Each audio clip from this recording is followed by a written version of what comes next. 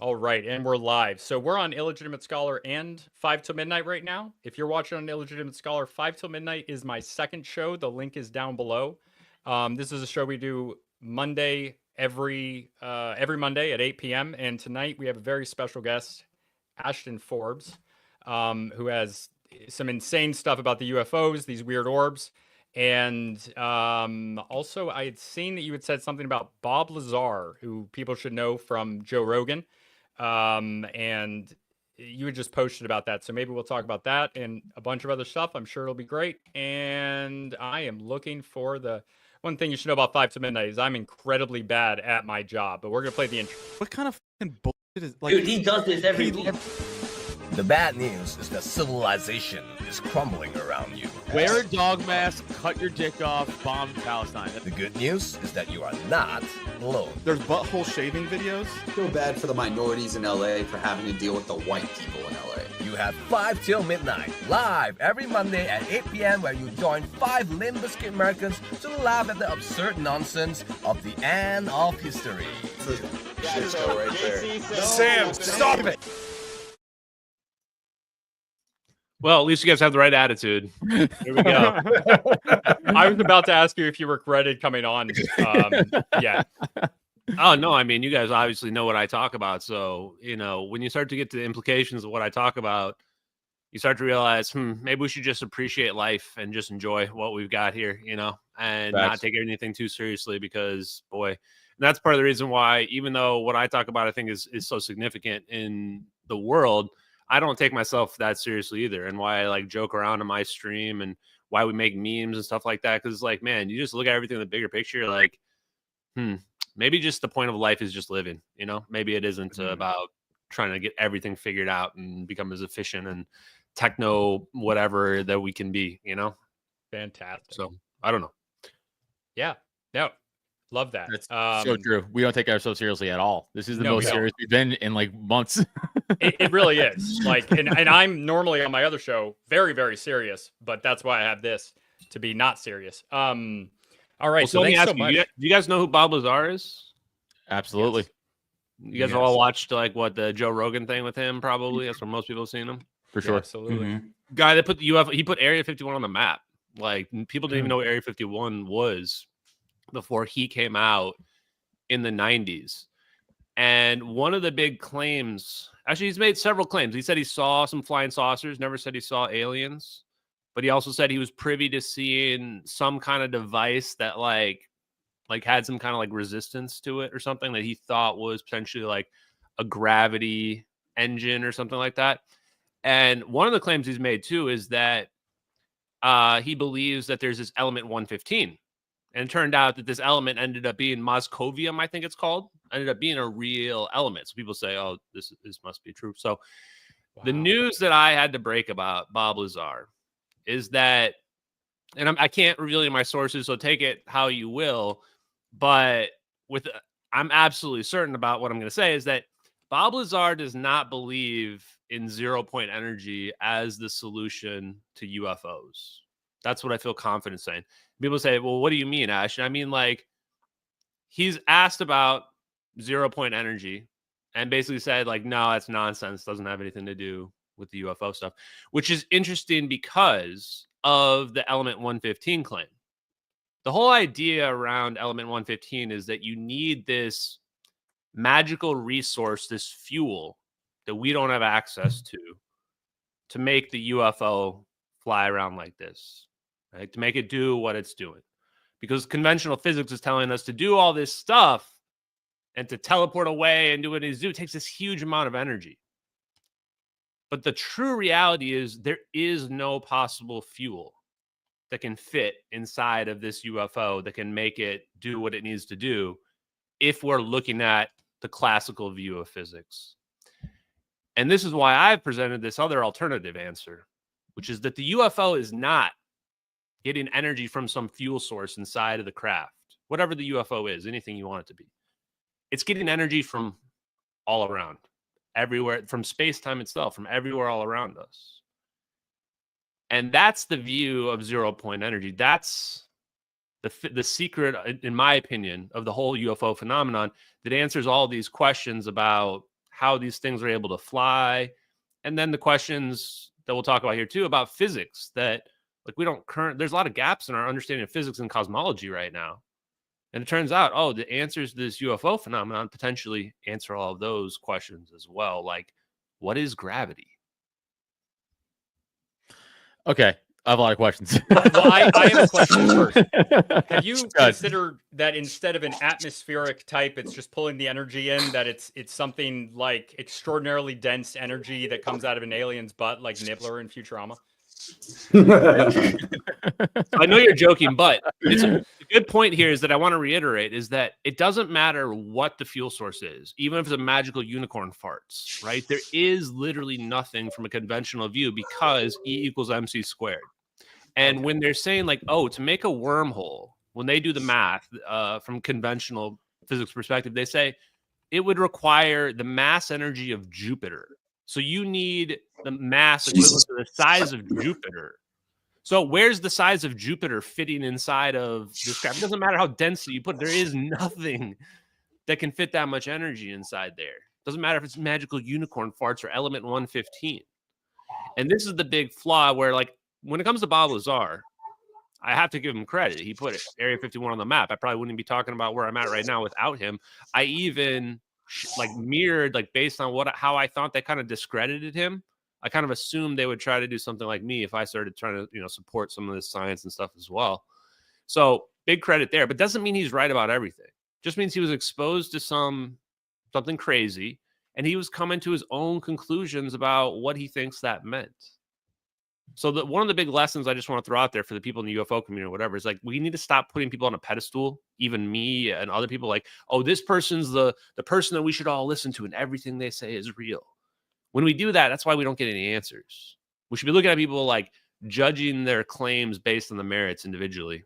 In a perfect world is how we would do it. Yeah, like healthy skepticism on everything and everybody, Okay, can you explain to me, like I'm a turtle, what 0 point energy is? Like, because he is a turtle, but I also wanted to ask that. I'll be right back. No, it's super important to know too, because it's not just sci-fi. Like, everyone thinks that 0 point energy is a sci-fi thing. Heck, I probably would have a couple of years ago as well. But you imagine, like, you guys are look old enough to understand Transformers. They would have energon cubes in Transformers. Yes. Take your cube of space-time and empty it all of all energy. Take all the heat out of there, take everything out there, make it go down to absolute zero. So there's nothing inside that box. So we would say it's at 0 degrees, there's no movement, there's nothing inside there. Turns out we're wrong. There is something still inside there. There's something below absolute zero. We call it 0 point energy. Now, the question that exists in physics is how much? Because it's below zero. So what does that even mean at that point? But we know it's there. This is the important part, is that just because we don't think something is, like, it seems imaginary or odd or exotic to us, doesn't mean it doesn't exist. And the experiments that prove 0 point energy exists go back to the late 40s, the Casimir effect. All they did was they said they took 2 conductive plates, like 2 pieces of metal, 2 mirrors, whatever, and they put them really close together. They found if you put it really close together, weirdly, they just attract together. Now, if we were in an empty vacuum, if it was really an empty vacuum, why would the plates just come together all on their own like that? And then people realized, no, there must be little waves happening at this quantum level that we can't see. And when we put the plates together, what happens? Well, the waves that are too long, they can't fit between the plates. And if they can't fit between the plates, then there's more waves on the outside than the ones on the inside. And that creates a pressure. And that's what's causing the plates to come together. So they realized space isn't really empty. There isn't, even at absolute zero. And you can do that experiment in the vacuum, and they've recreated it to show that it does that. There must be something there. Now, the last thing I'll say is this, because you're probably wondering what this means then, is that there's something called the vacuum catastrophe in physics. And this is the big question about, is the calculation for the energy in space-time, and all of space-time, and all of the universe, do we use what we see when we look out there and we measure all the heat in the universe? Is that the answer to how much energy is out there? Or do we use what quantum mechanics calculated when quantum mechanics took an empty cube of space-time and they said, even in your empty cube at absolute zero temperature, there's still 10 to the 100, whatever joules per meter cubed, whatever of energy, basically an infinite amount of energy. I think I had the math wrong. That was the total amount of energy in the entire universe. But the idea is, even in a small energon cube, there's enough energy to vaporize all the Earth's oceans. A huge, huge, huge amount of energy. Okay. It's a lot So of calories. which one is right? Is it that we look out there and we look at all the heat in the universe, the cosmic microwave background? Is that correct? Is that the amount of energy in space-time? Or is quantum mechanics correct? And they add it all up and it's over 100 orders of magnitude higher than that. And 0 point energy, the enthusiast, the final boss, if you're a 0 point energy enthusiast, your prophet is Hal Puthoff. He's the guy that started this in 1987 and has been writing papers about it since. He would say that the quantum mechanics is correct and that there's a huge amount of energy out there. If that's the case, then we can treat it like an ocean. And like how we have submarines in the ocean, the way that they actually move through the water is they basically just displace the water. So we could do the same thing theoretically in empty space and just displace the space and get propulsion with no rockets, with no fuel, right? I feel So like there are there's a ways sci-fi around thing. conventional physics. Anyway, go ahead.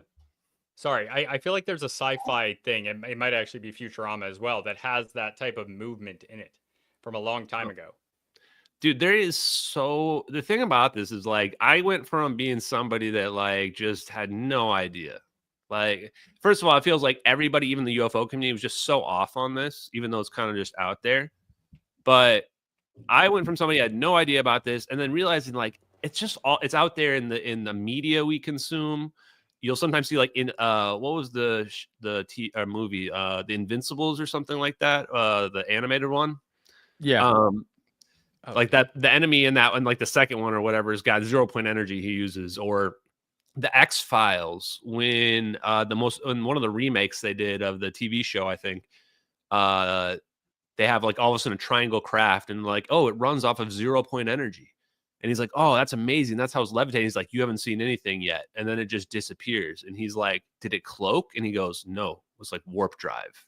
It's like, wait, what? Like you're thinking about it, you're going like, holy shit. Like this is actually like real that they're saying right here. Or even just everything in Star Trek. And how far back does Star Trek go? Like literally every technology in Star Trek is real. It's not represented necessarily the way that it would work exactly in real life, but pretty close.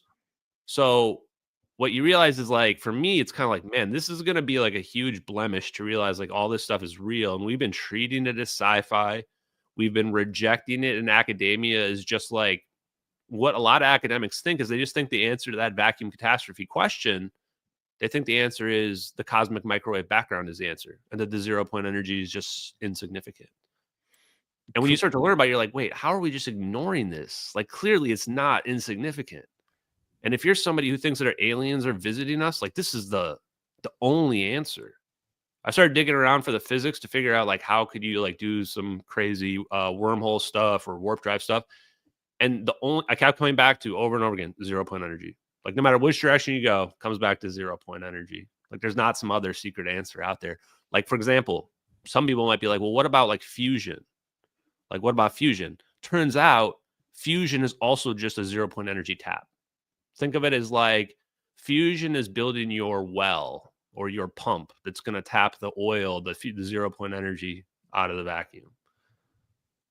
Like, and I'm like, holy shit. You start realizing that you're like, man, how's everyone ignoring this? It's like in our media, it's just like all over, right? So anyway. I heard a theory. I mean, I literally know nothing about physics, but I've heard other like physics people talk about this, that there's like a theory that possibly the federal government like somehow put a pause on physics, and their reasoning was because we have a lot of foreign students that come to our universities, and because of that they had to put like the CIA or whoever, I don't know who, but someone put a pause or stopped going deeper into physics, because if because now we have all these foreign students here, they have this national security threat that they could take that back to their other nations and expose this stuff to, I don't know, foreign governments. Have you ever heard anything like that before?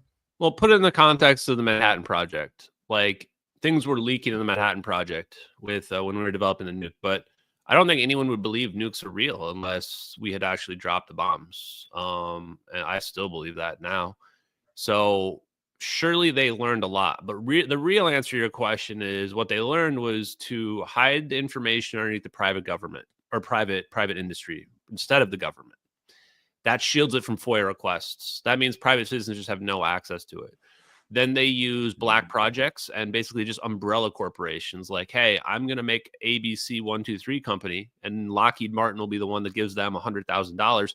And then that company is going to subcontract out through, like, let's say Aerospace Corporation, who has a bunch of physicists and engineers. And then they're just going to do some random project. Even those people don't necessarily know exactly what the project leads up to. Like, what does that accumulate up into? And this is how they compartmentalize it to a level where even the individuals involved might build, like, imagine you build a gravity beam or something, but you don't know what it's being used for at all. Or you make this plasma stabilization technology. And you're like, oh, I don't know. What are they using that for? Right? That's how they keep it secret. And it's so effective that they can just hide it in plain sight. Where even in a situation like with what I've been doing for the last year and a half, like, I really feel like they're not even afraid. Not even afraid, even with how much I've exposed, built this like huge following of people and what have you, gone on some pretty big podcast stuff like that. They're like, nah, just A, too unbelievable, and B, like, they've probably gotten away with so much shit that they've just never faced accountability. And this is why, like, to me, the big answer to kind of the UFO stuff is like breakaway civilization. Somebody, I don't care who it is, who they are, who they're affiliated with, has some type of technology well beyond what the public accepts and understands. And to hide it is actually just the default mode because no one's going to believe it. It's already gone so far beyond where we're at now. It even speaks to a technological singularity where, like we talk about with AI, then it might get to a point where once you've figured out, let's say you figure out gravity, and now all of a sudden you instantly figure out unlock fusion, because that's the secret to how the stars are doing fusion. And after that, you're like, you unlock now infinite energy. Okay, well, what can you do now with infinite energy? And all of those developments might happen rapidly, like really rapidly. And this is why I was going to come back to you guys, take the same question, because this AI thing is, I think AI is a fun route. I want to know what normal people think is. We are not normal. Yeah, We're less than normal, dude. I have another 0 point energy question. We could get off it. Cool. You guys are normal to me. Okay, go ahead. Yeah. Watch more of our shows. We Watch this question. yeah, watch me just ask this question badly. So we can't harness it because the government or whoever powers it be would be like, no, we're not using that. We're using fossil fuels, electricity, all that shit, because that's where the money is, I'm assuming, right? Well, look, there's been no advancement in like propulsion or energy technologies. Yeah, well, yeah. Much to your point, though, I'm sorry to interrupt, but like, No, go for it. as a mechanic, I always think about this kind of stuff. Like, Yeah. I work for General Motors, right? And I remember about 7 or 8 years ago, I saw an autonomous Cadillac, and this is one that they were just kind of testing out. There wasn't a single panel on that vehicle that did not have a ding, a dent, a scratch, or anything like that. And still to this day, like a lot of the Cadillacs, the higher end GM vehicles have Super Cruise. They still are not fully autonomous. Like, there's a major highway right in front of my work, and it's still not like, you still can't just go right on the road and turn on Super Cruise and go. Like, technology in vehicles moves very, very slowly. Bernie Sanders actually made this point. Like 100 years ago, we were actually getting like better gas mileage in some cars back in the day than we are today. And we're still, we went from, using refrigerant that was a global warming potential rating of like 10,000 all the way down to global warming potential rating of like 1. We took the new car And smell the out of ozone cars. regrew. Yeah, well, and we took the new car smell out of cars to lower the overall emissions. And Yeah. we still can't figure out how to get 30 miles a gallon in every single vehicle. I mean, do you really believe that when you pick up a phone here that's more powerful than any computer that existed in like the 90s? Like this is more powerful than any commercial Yeah. computer. Yeah. In the 90s. But we believe that like for some reason the average miles per gallon in cars was going down at least until the like 2010s. I don't know if I didn't look at the stats after that. It's been a long time, but maybe it's gotten better with the Teslas. But yeah, so it's like, do we really believe that? And so how are they keeping it secret? So we talked already about the suppression in terms of like how they compartmentalize it. Why don't people speak up more? Or why don't people produce stuff? Well, if you turns out, if you watch stuff like The Lost Century by Stephen Greer, there's a shitload of people that have figured this stuff out, from Stanley Meyer and his water-powered car, which is simply, he figured out negative energy, which is manipulating gravity. And if you can figure that out, the hydrogen and oxygen's atoms just like fall apart at a lower energy cost. And now you've just cheated all of physics. There's other people that have figured out stuff like magnetic motors and how to create free energy using that. And it's all just based on the idea that space is not empty. That's the physics that allows it to be possible. So it turns out a lot of people have, and you can see what's happened to a lot of them. I'll just say, doesn't seem like that a good fate for many of them. And then the other side of it is too, is that even if you do become successful, even if you figure out a way to commercialize this science, then the government can step in at any moment, use the Invention Secrecy Act of 1951, and say that this is related to nuclear science and technology. And they probably won't say exactly that terminology, but they'll say that because they've got the laws set in place where they can just steal any invention they say is related to national security. And the Atomic Secrecy Act says if it's related to fusion or nuclear research, they can just hide it. And I think that just got so out of control, the combination of all these things, where now we've reached a point where like they hit the tech singularity behind the scenes and they just got like everything. And now we're seeing like why the increase in UFO sightings, because most of it's us. I mean, do I think aliens exist? Sure, probably, but I don't really care. But the reason why we're seeing this stuff more, and the reason why we're seeing these lights in the sky, is because we figured out the science to do all this stuff now, I think. Another, like you mentioned, the dude with the water powered car. Isn't the other problem like people were like, oh, I figured out we don't need gasoline, and that guy winds up with like 4 bullet holes in his head and like he killed himself. You know, it's like, doesn't that happen? Yeah. Like, no one wants to do that probably. Let me tell you one story that you'll love is that, so 1989, cold fusion fiasco. I dug into this and I'm just like, holy shit, how have they been just suppressing this stuff in the public, in the open? These guys decide they're not going to go through the peer review process. They're just going to come out straight in the open and announce they've got this technology. They think that fusion is happening using just a garage experiment where excess heat is coming out of this water. It's basically just boiling or getting really hot when they shouldn't. And they're like, where's this energy coming from? So they go public with it. All these people start reproducing it, like 60 reproductions. The Department of Energy and the MIT come in and they go like, we're going to set up this tribunal. And anybody that has positive results, we're going to go there and we're going to come up with some reason for why it's bullshit. Like, it was literally one of the examples was like, on the weekend, there's more voltage. So there was like, it was getting hotter because of this minor increase in voltage from the grid on the weekends, like shit like that. And so it worked though. It forced them to retract their results. And this guy, Eugene Malov, he was working at MIT, writing the Infinity Energy or editing the magazine. It's like basically looking for alternative energy under like Tesla type stuff. He blew the whistle. He's like, MIT fudged their numbers, like averaged it out or messed with the numbers to make it look less significant, which, you know, it's so easy to do with stats. They can just manipulate the X and Y axis, whatever. And turns out, so he had blown the whistle. He went really public. And so a few years later, after this happened, he winds up stomped to death in his own home. Stomped to death. Jesus Christ. And case goes cold several years, nothing. Like 4 years later, apparently his neighbors admit to it. I don't know exactly what ended up tying it to them, if there was like a tip that came in.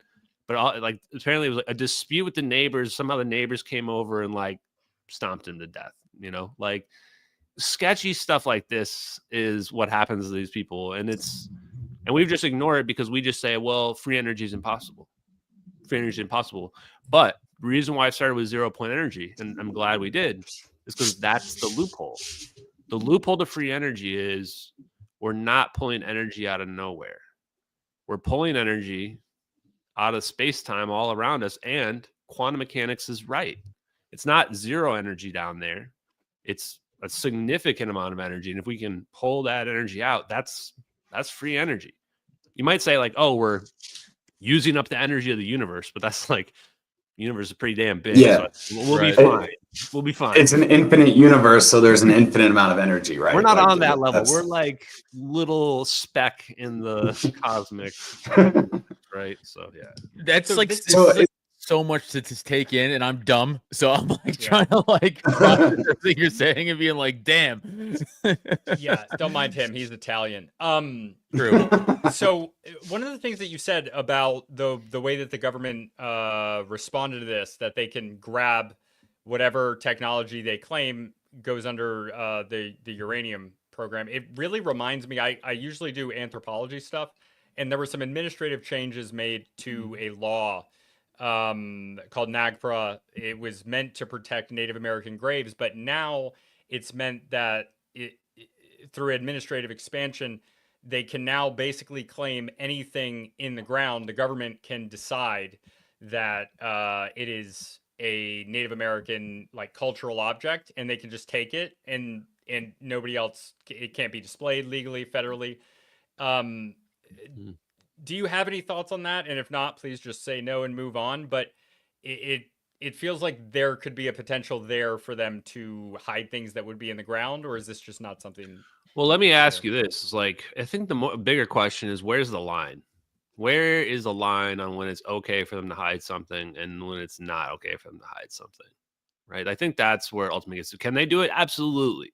They can. I think we've got precedent for it, laws related to it. No question. But at what point is it too much? This is the question I ask myself. And it's really a question of national security, I suppose you could say. That's always the excuse they use. That's the catch-all, is it's national security. Why are we doing evil shit? National security. Why are we hiding technology from people? National security. Why are we hiding archaeological finds from people? National security, whatever it is.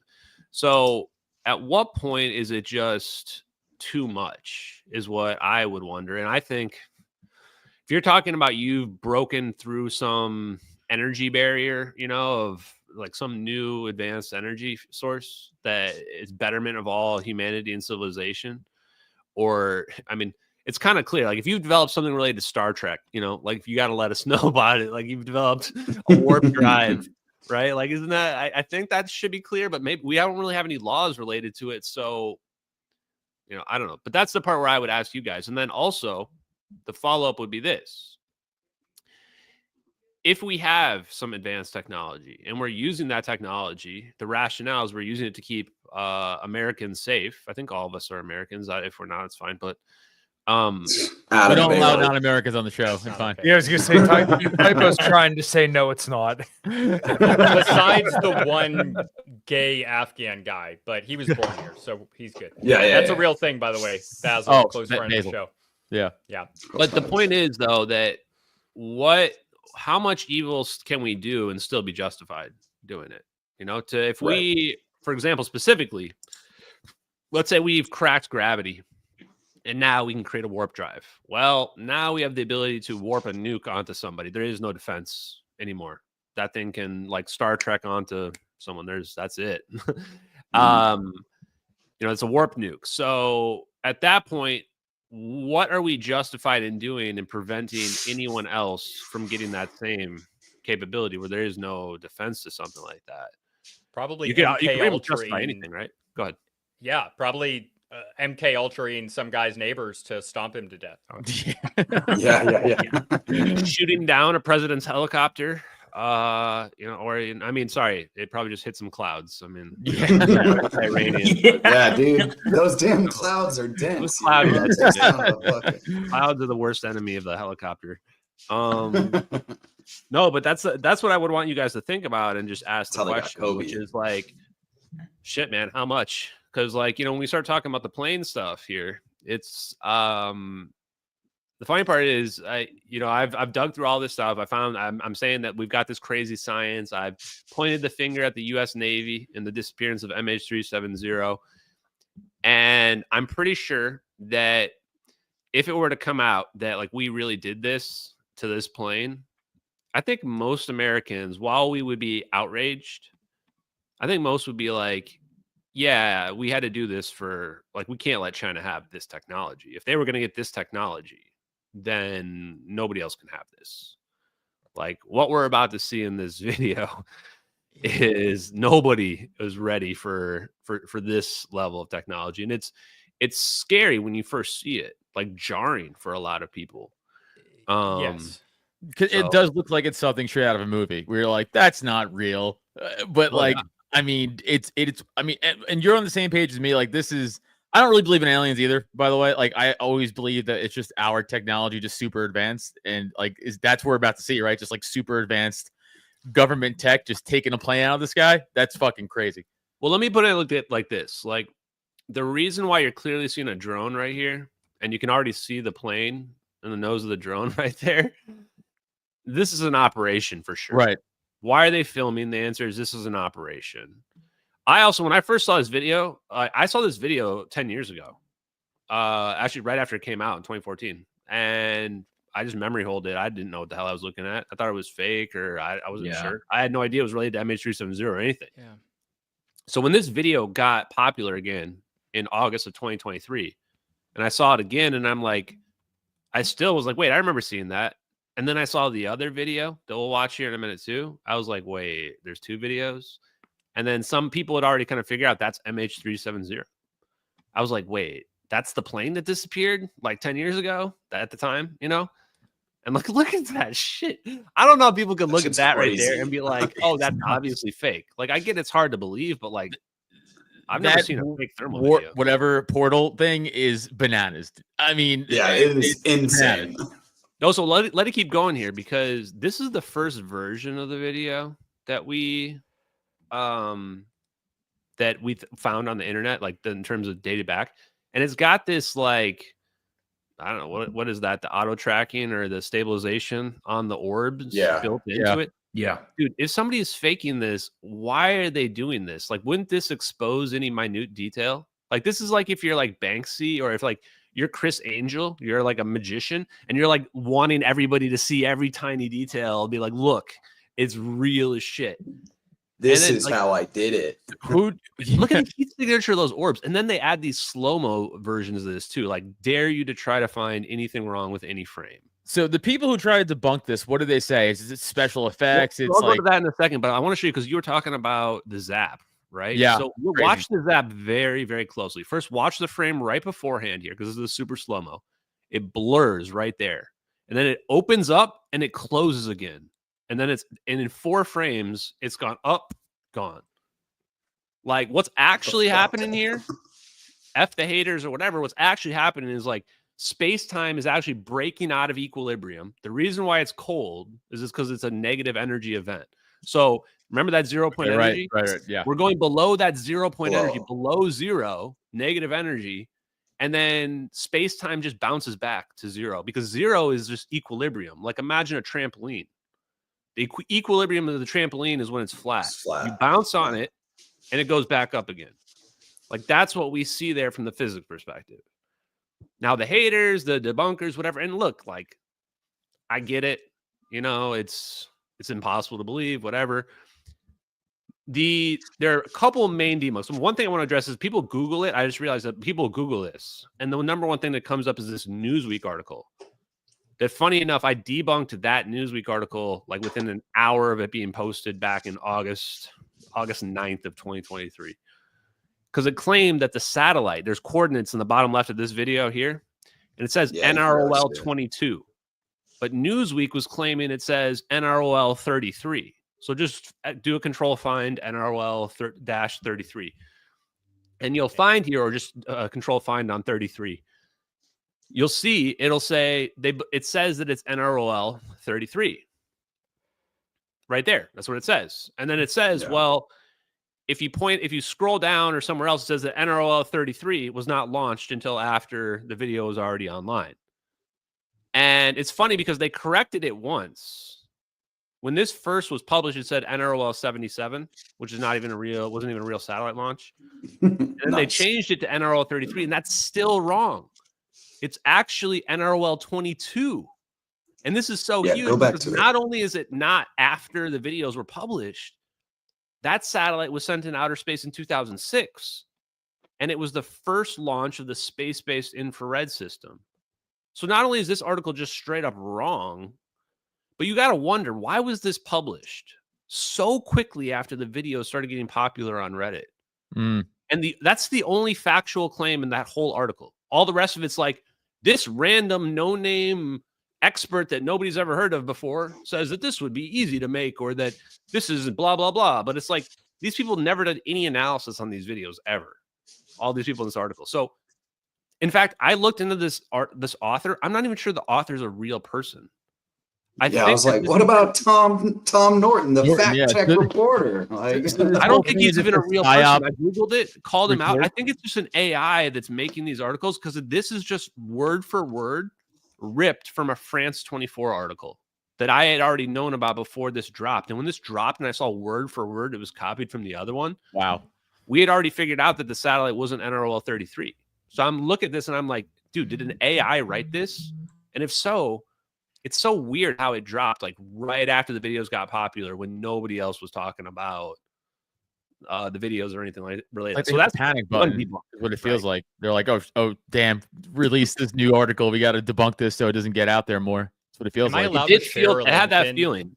And when you watch those videos and you're like, you're seeing the analysis that random people were doing, it was so detailed. You're like, shit, if these are real, there's going to be a big psyop coming to try to discredit them, because like, shit, this implicates like the government having some crazy shit. Like, this answers all the questions, like at least the ones about the technology and why we're hiding it and stuff like that. It doesn't really answer like, you know, what kind of reptilian aliens there are, or, you know, if they're enslaving us or whatever, but you know, whatever. Well, somebody else can answer those questions. It's crap people. Who released this video? Like, yeah. So I couldn't believe that.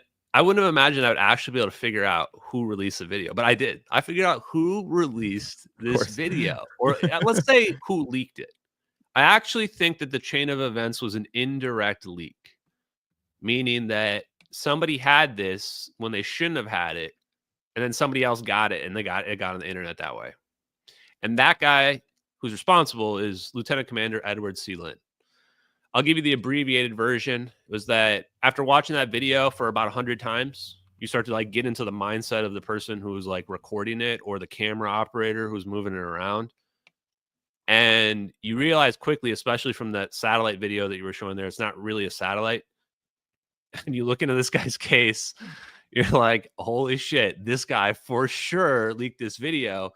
I had a good psychological profile after watching that. It was definitely a military person that leaked it. They must have had like really high level access to have access to even just the surveillance capabilities. And now I can say as well is that he was probably on a spy plane that night monitoring that event go down somewhere very close by. And that's how he saw it. And either he had an emotional reaction, because you imagine like, what's going to make you go against your code if you're in the special operation or whatever that's happening? He was in a special operation unit called the VPU-2 Wizards, this super secret spy plane program. He triggered a national security alert at the highest levels, but the government wouldn't say what it was that he leaked, even though his lawyer said that the information in question was available on the internet. Said that straight up publicly in an open statement. He also said that the investigation into Edward Lynn began April 2nd, 2014, which is less than 1 month after the plane disappeared. And Edward Lynn was assigned the VPU-2 Wizards, the super secret squadron, in February of 2014. So date range nails exactly when the plane disappeared.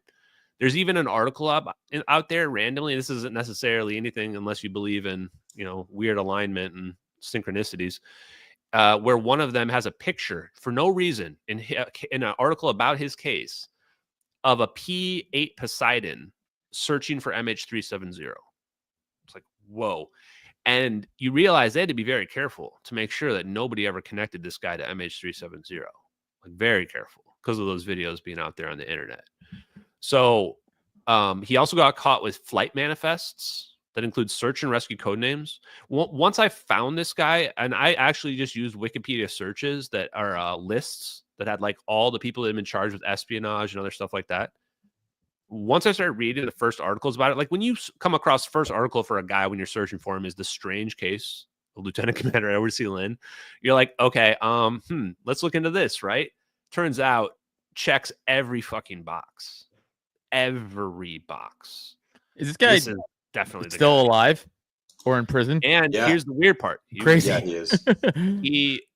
So the government was terrified that he was going to do something called gray mail, which is that he could just say like, hey, I know this super secret information. I'm just going to blurt it out.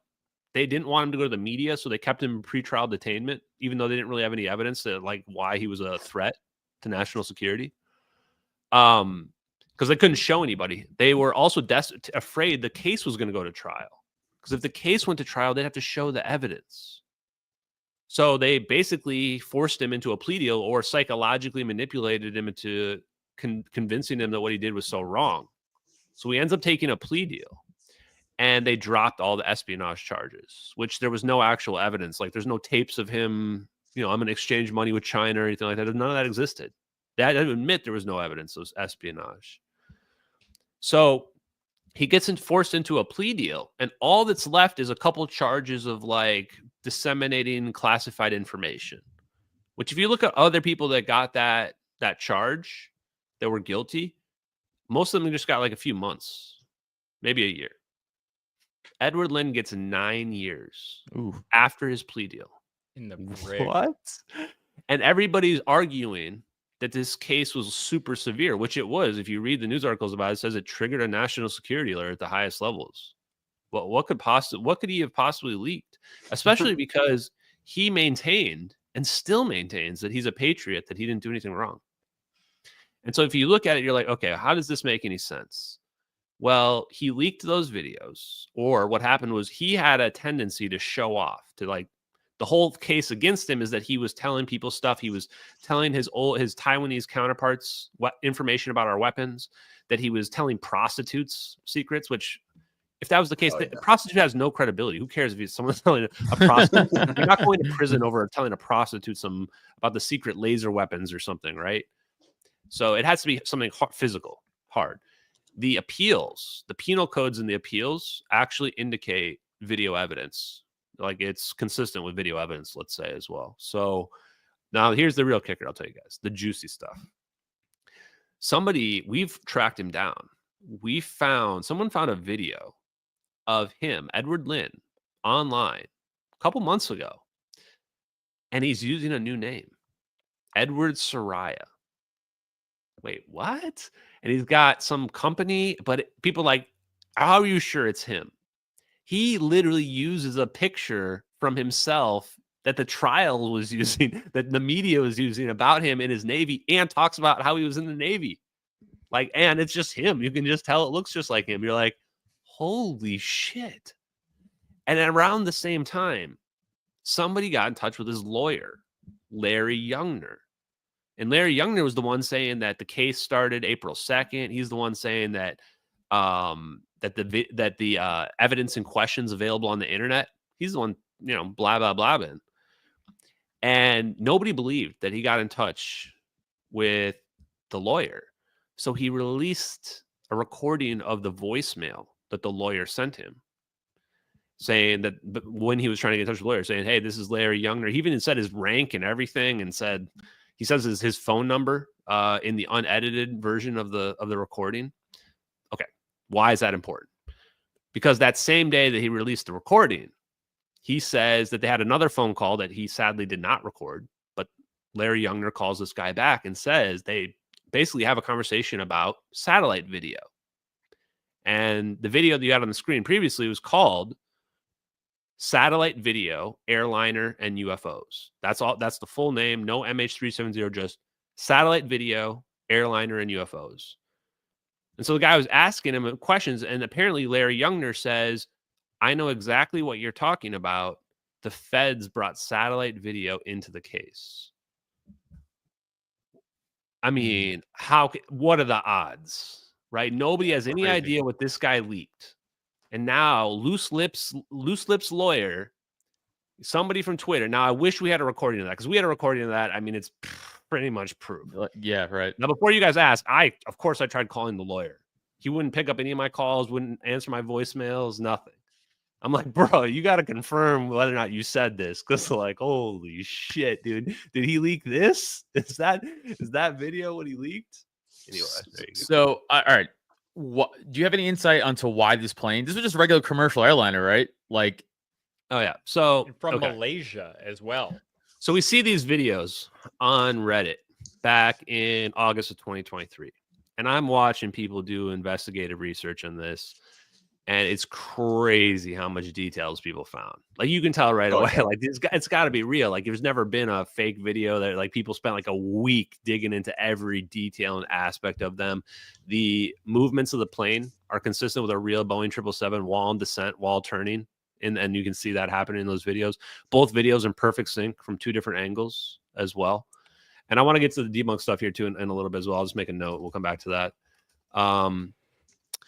And one of the other big details is the cursor on that satellite video. There's a cursor, a mouse cursor that comes onto the screen. And you were like, that's so weird. Because you can tell then that it's not somebody like this. right. Yeah. And this is how I found, just let that play. And then, because we can speak over, you can rewind or whatever. You can see the satellite coordinates are going to move, but only when the screen moves.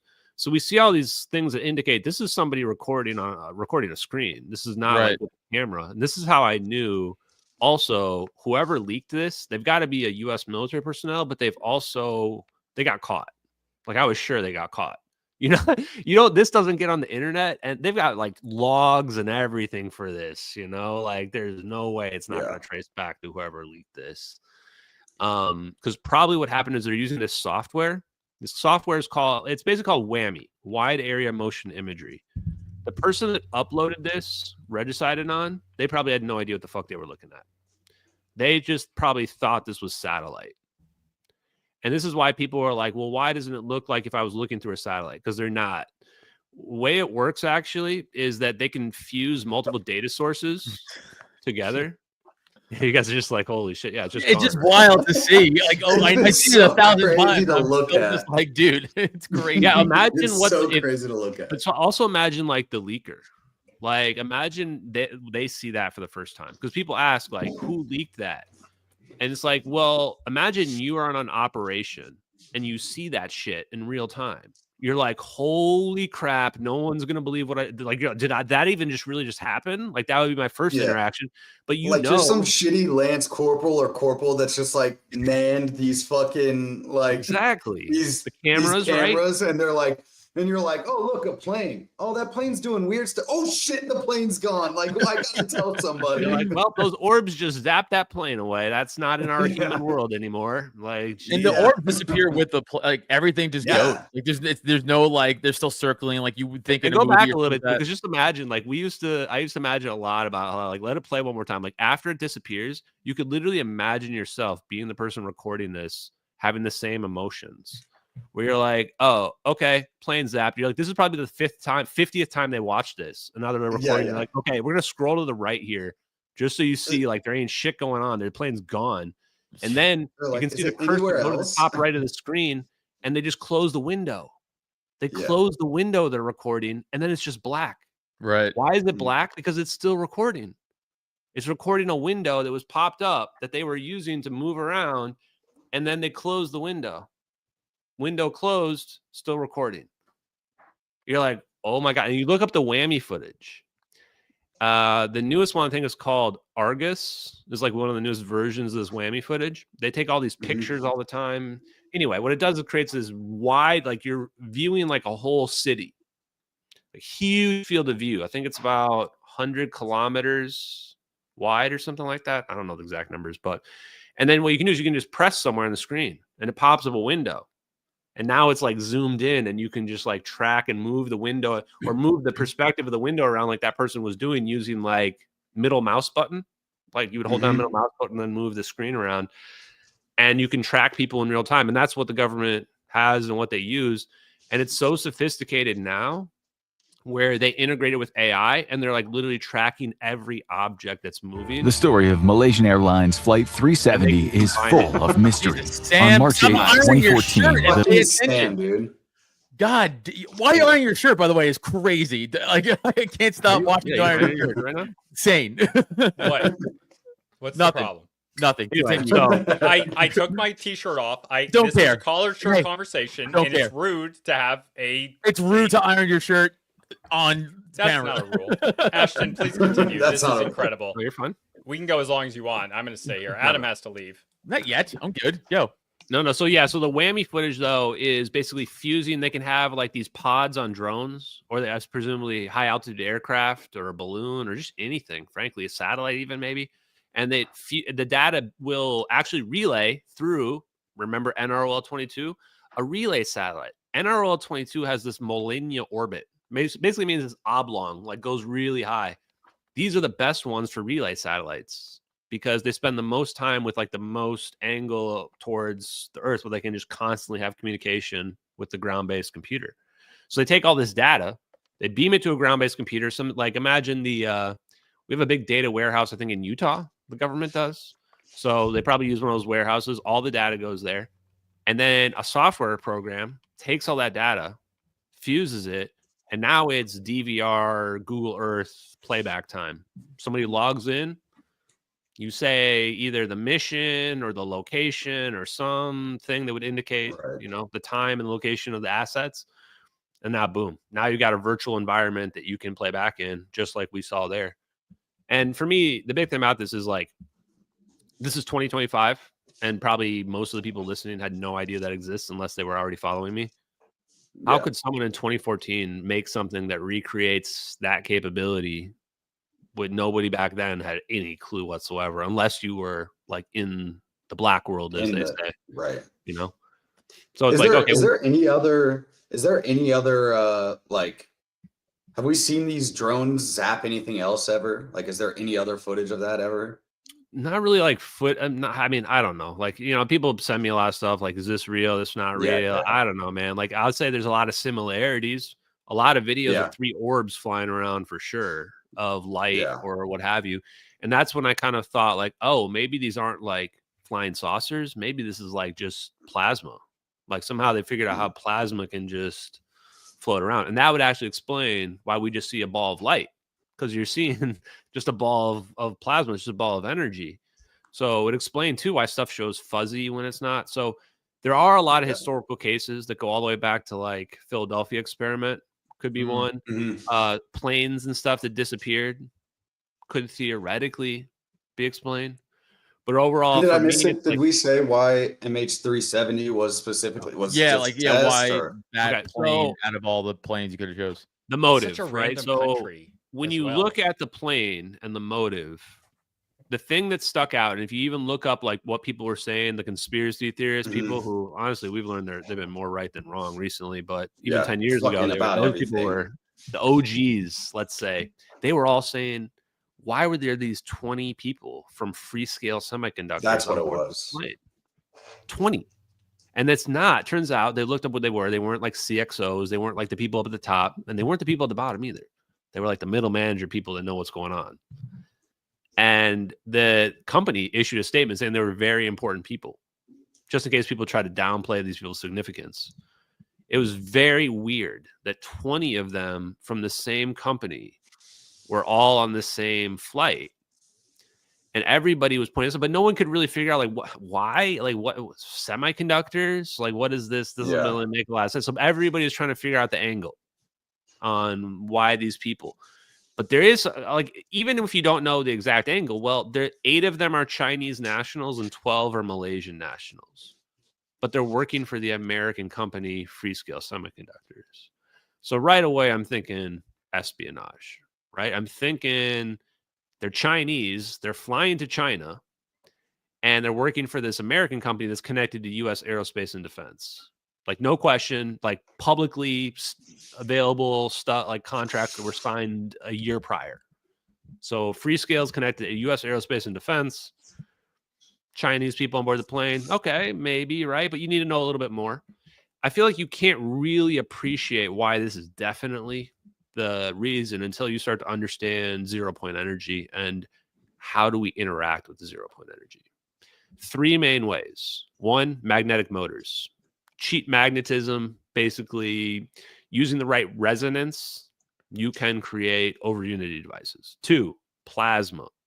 Plasma actually turns out is basically like the natural way to interact with 0-point energy, because plasma is free flowing electrons, and you basically take an amorphous blob of ions and electrons, and if you can control their flow, then you can create anti-gravity and whatever other effects you want.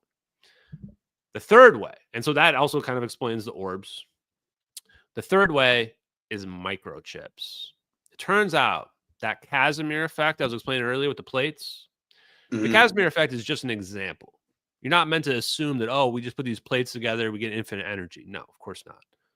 But plasma might be one answer to that problem of how do we get the plates kind of back apart to like keep doing this process? Well, maybe if we can just control the plasma, we can do that. But a microchip, it turns out the Casimir effect gets more and more powerful the closer the plates get. This also is equivalent to scaling things down smaller and smaller and smaller and smaller. The smaller you build the Casimir effect, the better. And what are we doing with microchips?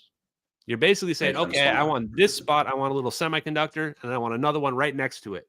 So you can create little Casimir effects. In fact, there's already some really smart guys, Garrett Model out of the University of Colorado and Bernard Haish from Lockheed Martin, that have a patent that expires next year where they were working on this Casimir cavity idea, which is basically just this semiconductor insulator semiconductor configuration that you would use in like a microchip, and then just a cavity, an empty space. Why? Because what I told you before, what they're just using the conceptual idea of the trampoline. Like we pull a little bit of energy out and then we move it over to this cavity and then it'll go back to normal, repeat the process, right? So microchips are actually probably one of the best ways to interact with this quantum energy, this 0-point energy. And if that's the case, then maybe these people had a breakaway. Maybe they had a breakthrough. They did have a patent that I found for optimizing the number of dyes on a wafer, which when I first read, I'm like, what the shit does that mean? It actually basically means how to make your microchip super efficient, because the wafer is like the chip itself. And so the dyes on it are the little pieces. And actually the dyes, I think, are the things they put the microchip components, configurations onto. Okay. So, yeah. So the secret. Go ahead. We essentially just banished a bunch of Chinese nationalists to the Phantom Zone for spying on us, is like what we did. So full story, short version is I think that what happened was that this was actually an operation by China originally to steal these people. We knew about it and we set up a counter operation in the most dramatic way possible. In the way where we were like, we're going to set a fire to this plane. We're going to know that the fire is not going to explode the plane, cause it to divert so that the people who are the Chinese operatives who are trying to steal this plane start to freak out. And then at the worst possible We're going to show time, you what we can do about it. Yes, we're going to zap this plane. And then they don't obviously assume that's a scenario where these videos aren't on the internet, right? Like these don't never be. So China, what would China think in that scenario? They're going to go, holy shit. Well, they're going to know United States did it because who else could pull it off on Earth, right? But they're not going to know how we did. They're going to be like, they got some magic. Like we can't do shit. Their leaders, every time they get on an airplane, they're going to wonder if Skynet's going to take them out, like anytime they want. Right. And that's the fear that you would want to instill with an operation like this on all your adversaries' leaders, like forever. Now, you definitely don't want those videos to leak because then it's kind of egg on your face because you're like, now they can figure out how you did that. They can figure out how you created it. Not just like they know you did something magical, but now they know exactly what you did. And now they're going to make their own versions of that. So we wanted them to see this essentially.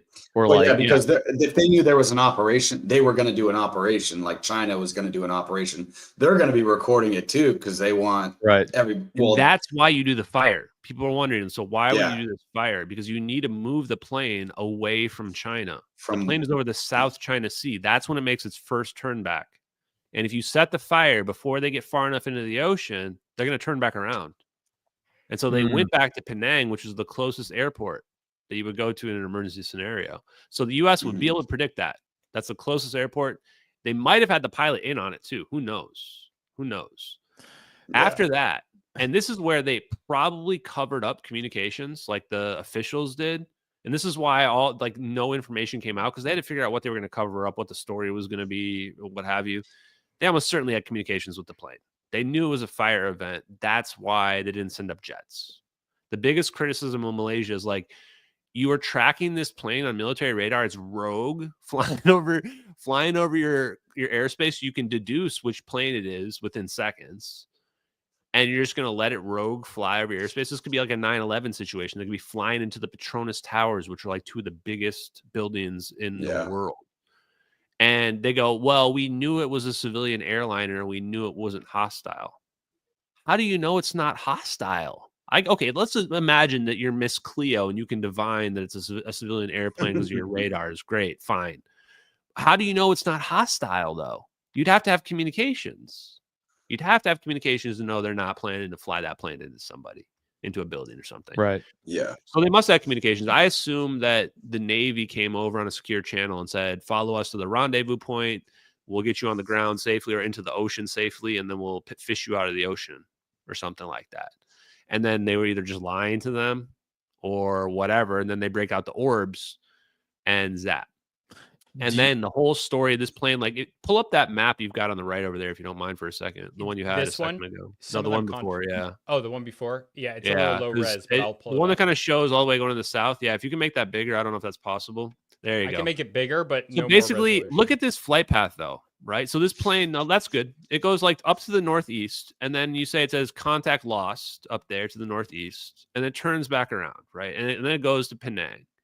So we've got this turn back right here. But then look at this other weird turn that it does. And look at that location of that turn it does to go south. So we're saying, okay, it flies over here west. And this is the Nicobar Islands where it's at over to the west.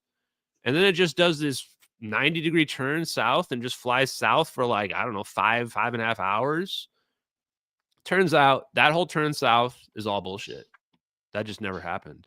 The only reason why we think that even happened are these pings, satellite pings, they say. Of course, it's not full data. It's just partial data that's 10 rows on an Excel spreadsheet that the company Inmarsat says existed, and they're related to U.S. intelligence. And even their own people were saying the sketchiest shit. Their CEO was saying that, yeah, the pings are legit, assuming nobody spoofed them. He's on the record saying that. And there's another statement by their engineers saying that they thought they someone was playing a hoax on them. So you look at this. Well, guess where the coordinates are in our satellite video? That's what I was going to ask. Yeah. They're right where that 90-degree turn happens. What? I'm looking at it going, what are the odds? Right where the 90-degree turn happens, right there within 15 minutes where the plane is like lost from military radar. And here's the other kicker. The night the plane disappeared, the morning the plane disappeared, the news article said Subang Air Traffic Control lost contact with the plane at 1840 UTC. No one really knew what that meant. Well, now, when we looked at that map, the first time they lost the plane, contacted the plane, that was 1721 UTC.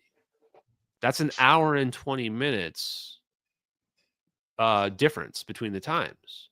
So when the next day, they weren't reporting 1720, they weren't reporting the time that the plane went dark. They were reporting the time that the plane lost contact. Well, guess what time the plane was in those coordinates in those videos? Wow. 1840 UTC. So it's the time and location that they claim the plane just turned into the South Indian Ocean, where, by the way, we've been searching the South Indian Ocean for 11 years. 3 official searches, most extensive searches in human history, searched above water, airplanes, boats, submarines, mapped all the ocean across the entire 7th arc related to those pings. Nothing.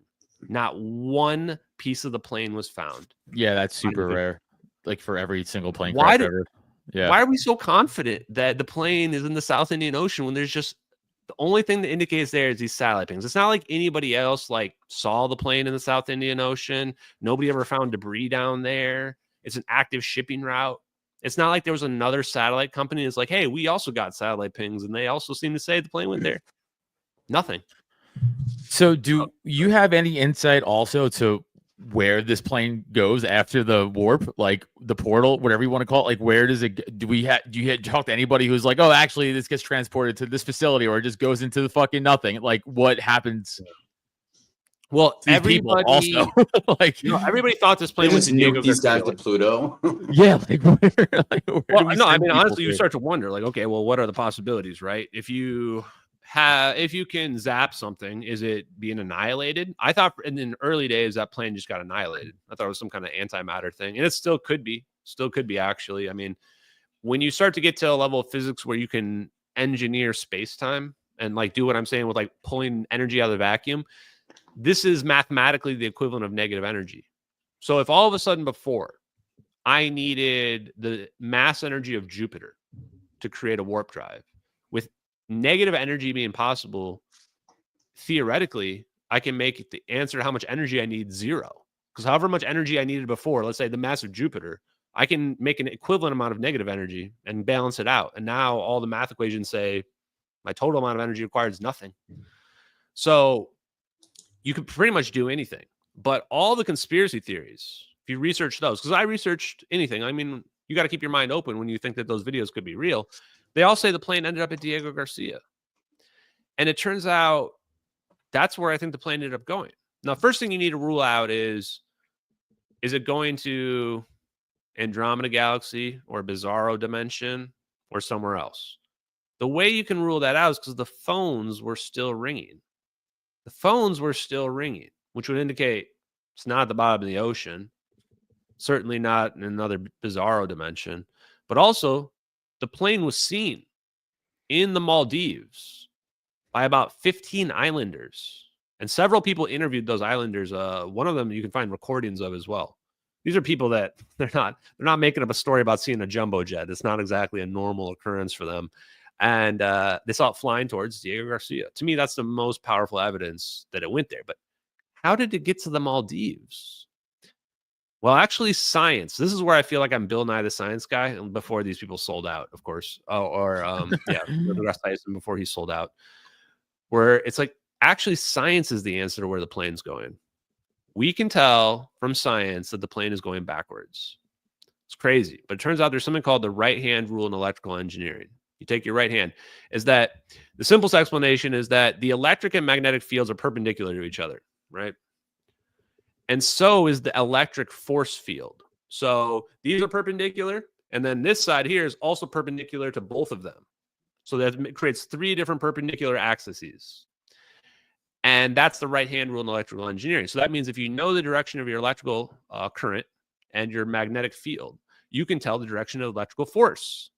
And if you apply this to the orbs spinning around the plane, assuming that they're just like basically magnets or electromagnets, then this plane, because what happens when the orbs is they go vertically around the plane. At first, they're just kind of like in this triangle formation, spinning like all directions. And then they go perfectly vertical like this. And the reason why they're doing that is the right-hand rule, because they're spinning vertically around the plane, and then they're going to pull the plane backwards. So what this would mean to me is that there's a 4th orb somewhere else, and it's basically pulling these orbs and the plane back to it, wherever it is. Since the satellite video, we can tell the plane's going to the east after its turn. If it's going backwards, it means the plane's going to the west. So from science and math, assuming this all real and all this math and science is real, which I think that it is, this plane's going backwards right there when it gets zapped and pulled backwards, and it's going back to the west, somewhere near the Maldives. There's a time gap, which we can't really account for, of a few hours, and then it gets seen by these islanders flying down to Diego Garcia. So there was a piece of whatever technology this is over in the Maldives that it was like the home portal point. I'm bad at this, but you know what I'm trying to say. Like, we're speculating. We don't know. Yeah, we don't know, but that's like the theory. Because if you start to research like quantum teleportation, Turns out it's actually real. We've actually quantum teleportation. There's like prizes and stuff for how far they've been able to teleport stuff, quantum teleport energy. And if you research this, you realize it comes back to this idea of quantum entanglement, which is that two things can be tied together in a way where if one is like up, the other way might be up or down, but we can infer the answer based on a measurement on one side, regardless of how far apart they are. Regardless of how far apart they are. This is the idea of teleportation. Because how else is that possible? Information, something must be traveling faster than the speed of light for that to exist. Distance must be an illusion for that to exist. So that's the phenomenon I assume must be happening to teleport this airplane. And the reason why I'm convinced it's teleportation, not annihilation, is at least under a conventional understanding of physics, that mass energy of that plane would blow up like a significant portion of the planet, which it didn't do in that video. So that means that energy must go somewhere else. And the other reason is because that was a negative energy event. That's a cold event. It's all black in the thermal video that we just watched. It's not white hot. If it was white hot, I would assume that some energy was released in that position. But it's all black, and then the plane's just not there anymore, which to me indicates that the energy was being absorbed out of that location. So almost like when it's getting pulled out of that region, it's going to show up somewhere else, wherever else the fourth orb is. And watch the orbs. Notice they converge right there. Yeah. I think that's the triggering mechanism that causes it to happen. Is that what's happening is that they are increasing the electromagnetic energy flux, however you want to think of it, in that region of space-time around the plane. And as they converge, they hit a point where they basically break through the ceiling. And then at that point, that's when the plane disappears. So are And these right people there, dead? Like, do we like? Are they alive somewhere? Like, what? Like, does this kill you if you like? What is the pro? Like, do you know anything about that, or just again all speculation? Yeah, no. So the other thing I researched is that there were papers that were only publicly available after 2020 that explained that wormholes are humanly traversable. I was like, what? I had no idea that wormholes, I thought it was just sci-fi stuff. And I'm finally scientific papers, 3 different scientific papers between 2020 and 2022 that all indicate that, no, you can survive a wormhole because it's not going to spaghettify you. Somehow it doesn't spaghettify you. It just creates basically like a shortcut through space and time. So it's not like what we would imagine a black hole, although very, very similar to a black hole. In fact, to the point where you start to wonder what the difference really is. But I do think all the people were dead, unfortunately. And this is not me trying to avoid the controversy or anything, because I know people, I don't want to give people false hope for sure. And if I thought they were alive, I would say so. But I actually think the fire is what would have taken them all out. The smoke from the lithium-ion battery fire, like why were these batteries on the plane? If it was an espionage event, the batteries would have been on fire for an hour or a little bit over an hour. That's a lot of smoke and to be building up. And even if the smoke is in the cargo bay, which it was, it's going to slowly accumulate in the air conditioning and start circulating throughout the plane. Okay. And that almost is probably worse, because I imagine it's a situation like carbon monoxide poisoning, where you don't even realize it's happening until it's too late. Yeah. Where all of a sudden you're like, why is it hazy in here? And then you're like, boom. And then there's just, you don't ever wake up. Which honestly, it's almost darker than being taken out by the zap. So you pick your poison, but that's kind of what I figured happened. And the captain and the co-pilot, they have special hoods. So their hoods actually would protect them from fire, assuming they get them on fast enough. But one inhalation from this smoke and it's game over. So that's the thing about lithium-ion battery smoke. I didn't realize even how dangerous that was. There's so many revelations when you investigate this stuff, where you find out like, holy shit, lithium-ion batteries are super dangerous. And if you see a lithium-ion battery fire, do not go near it. Do not go near it. Yeah, that blows. I've seen the Chinese factory videos and there's blowing up and taking out like 40 people. Dude, What? the people in Korea for like a couple months ago, they were fighting this fire. And then I read about like, well, what's the background on this fire? And they're like, oh, 22 people died. I'm like, wait, how? I'm like, I'm watching this video and it's happening like right in front of them. It's because they underestimated the smoke. And it says in the article, like 1 to 2 inhalations and the people just passed out. And then the fire slowly overwhelmed the place. You're just like, damn, we got to respect the lithium ion battery fires. And then the pager incident happened. You guys remember that with Hamas? And Yeah. Bro, after that happened, I was like, shit, they can definitely remote control detonate some batteries. From the liver to the knee. Yeah. What do you think about that? So, do you think that these were pre-manufactured differently than normal pagers, or was it just the pagers with the lithium-ion battery that could be remote detonated somehow? Yeah, the batteries on MH370 were put together that day. So we looked at the ATSB report. It's like somewhere around page 252, 254, I think. I think that's the right pages.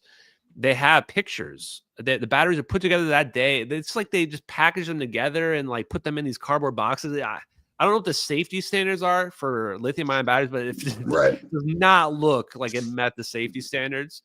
And there were a bunch of other planes that burnt up for very similar reasons. So definitely, like, it makes you wonder why the fire scenario was rejected and ignored and didn't really get the light of day.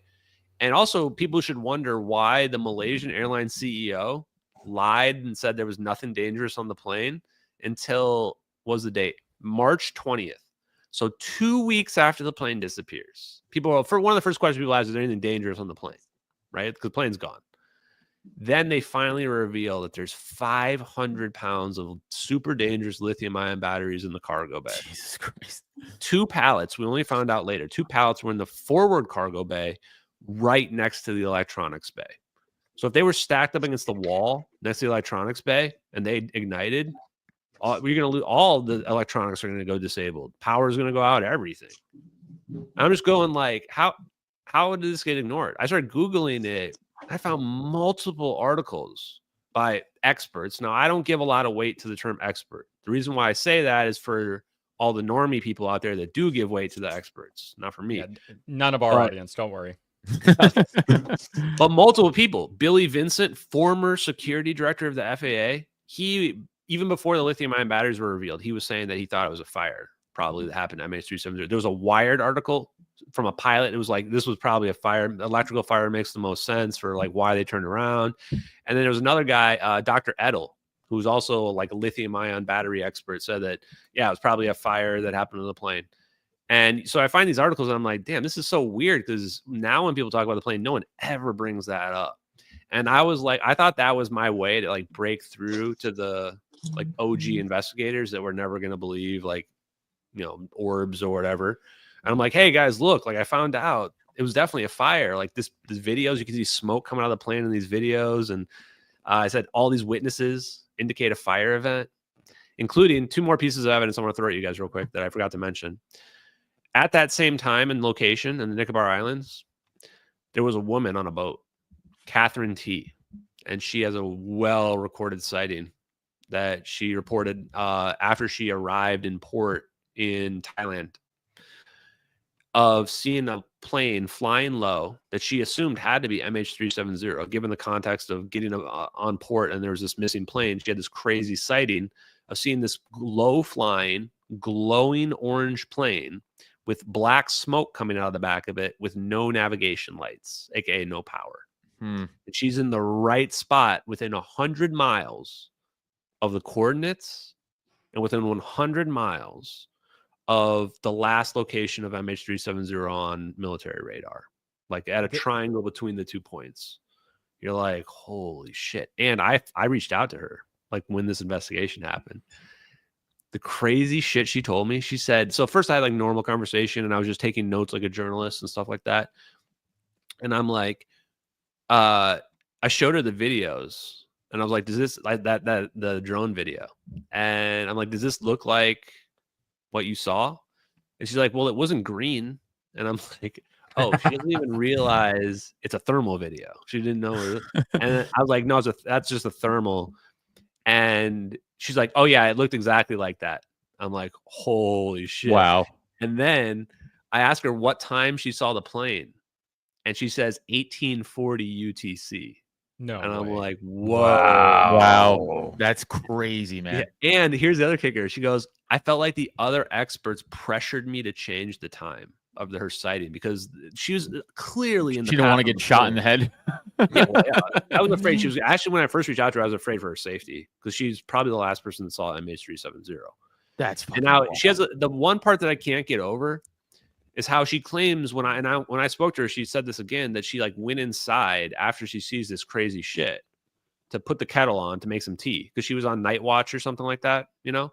And she comes back out and the plane's not there anymore. And people would say, well, why would you go back inside if you see this crazy thing? But we don't know exactly how far it was, but she could just tell that it was flying low because it's, you know, it's not up in the sky where you can't see the planes and stuff like that.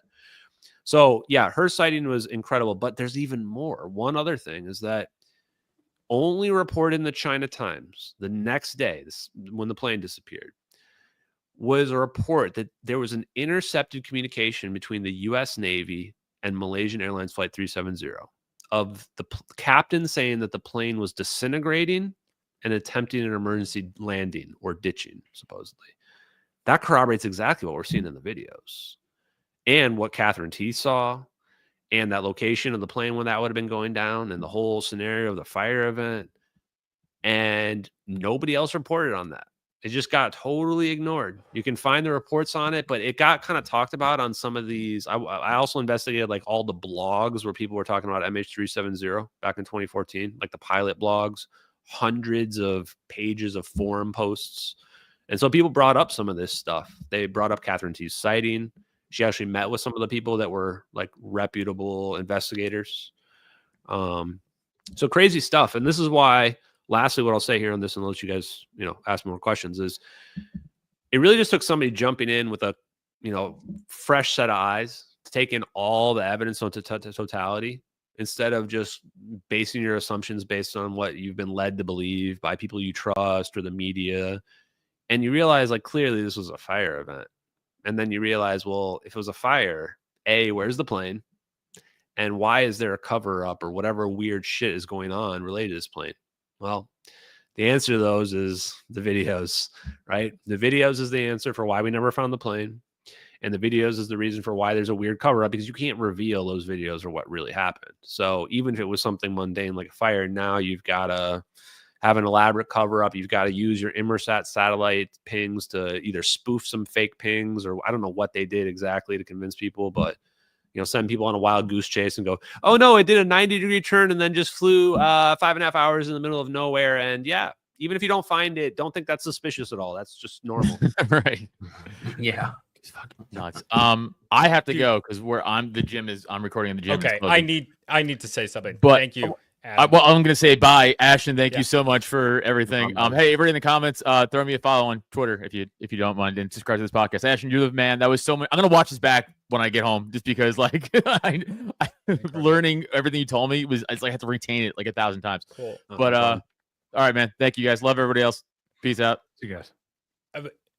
One of the coolest parts about that to me is that where this was spotted, Catherine T, it was on the Nicobar Islands, which are part of a greater chain, the Andamanese, which is where North Sentinel Island is. So the North Sentinelese, who are somewhat famous, but they're not uncontacted. They're called uncontacted, but that's like not a real thing. Stone Age, most isolated people on the earth, they might have seen this. Let me look at that. People, I think someone actually asked me about this. Here. Now that I look at that, it's a little, actually, yeah, surprisingly close, actually. Yep. Surprisingly close. Oh, I don't have this right But here. yeah, it would have been within like about 100 miles of that location. So this is how North weird Sentinel. is it too that it's like, if you were going to pick a location where like you would say just statistically like the least number of people like witnesses, like that's probably pick a place where the people like are primitives that don't have any outside contacts. Like there you go. That's like a pretty to them spot. this is as crazy as like a helicopter, which they've seen and thrown spears at. So yeah, I think just recently somebody else just actually got arrested for going there and I don't know if it was a fake story or what, but no, it was real. He got arrested by the Indian police because it's an off-limits area. He brought a coconut and a Diet Coke. He sure did. The only person to ever peacefully make contact with them was a Indian archaeologist or anthropologist who, for like 11 to like 15 years, he brought them coconuts every few months until they finally didn't hurt him. But that was 35 years ago. Anyone else? You guys must have questions. I'm sorry, I'm talking I got more anthropology. stuff too. So Oh, yeah. So let me address some of the other points, right? The debris, and then I forgot to address some of the other debunks too. But the debris that was found, here's the crazy psyop on the debris. Where was the debris found? Like, because the official search didn't find anything, nothing at all. So people start finding this debris about a little bit over a year after the plane disappeared. And contrary to conventional thought, we were searching off the coast of Australia. We found debris in Africa. People find debris in Africa. And a lot of people don't realize like where they found debris, but it is like, pretty far west, like South Africa, like really far south on Africa. And the problem is the ocean currents actually flow to the east, down by most of where they're searching along that seventh arc. They don't even flow to the west down there. So the crazy part too is they also had drift analysis that was already done. It would like show where the debris would go from that seventh arc. And even after 2 years, the drift analysis showed that the debris would not make it to Africa. These are just, if you just Google this right now, you can find these images that are just out there. And so the problem is that only one of two things can be true, just from a pure physics perspective, because Africa is just too far away. Either that debris is from MH370 and the satellite pings are not accurate. The plane did not crash in the South Indian Ocean. Or those satellite pings are accurate and that debris is not from MH370, or it got planted there. So actually, I think most people would say that there's something wrong with the debris. Here, I'll give you a good image. If I pull one up, will it let me share? Yeah, you just have to click down below the present, and then you can select a tab. I got you. Because I got the best image right here. Oh yeah, I'm sure you do. There we go. Share. And I just pull it on the screen. Okay. There we go. Let me zoom it out a little bit. Okay, so this one shows all the debris parts here at the top. So there's how many do they claim here? 20, 22, 27. And the number of confirmed ones is like 3, the green ones here. This image here actually comes from a CNN article. This piece in the middle is not this big where my mouse cursor is here in the middle. And it's not that big. So even if you add up all these debris, even if you assume every single piece is from the plane, it's not even enough to prove the plane crashed. It's just a few tiny parts. In fact, the biggest piece is this right flap, number 1 you see up here. This is actually 7 feet long, but you can still see it's only a tiny, tiny piece of the right wing because the wing's 100 feet long. So this is actually reality versus what we've been meant to think, is that somehow this debris means the plane crashed when it actually doesn't. And look at where they found it. Look down here at this bottom part. This is crazy to me because I'm a math and stats guy and a business guy in college. I can just tell you straight up without even doing the math yet. The stats on this would be that 95% of the debris, if this crash location was correct, this search area, 95% of the debris should have washed ashore in Western Australia, over here, Western Australia. And then some of it maybe would have kept going and then come back around to Africa after like a couple of years, maybe. But instead, all the debris was all found in Africa, including these parts here and deep in Africa on the west. There's no way these can make it there from a current. It's already a stretch to assume these close ones, that these are even possible. It's already a stretch. The ones that are like number 19 over here, or the one number 4, which I believe is the Rolls-Royce engine cowling. Yeah, there it is. Engine nose cowling. It's got a big RR on it, number 4 here. There's no way this can drift from this location down here against the ocean currents to get to South Africa. But there is a much better location. Diego Garcia is roughly right in the middle of these ocean currents here, in the middle of the Indian Ocean. And that location would actually make sense for all of where this debris was found. It would make sense on why none was found in Australia. Let me show you the other model real quick too, because I want to show you the one that they released before they found anything. This one is it too, but this is the same one. It's just by somebody else. Let me share this one real quick.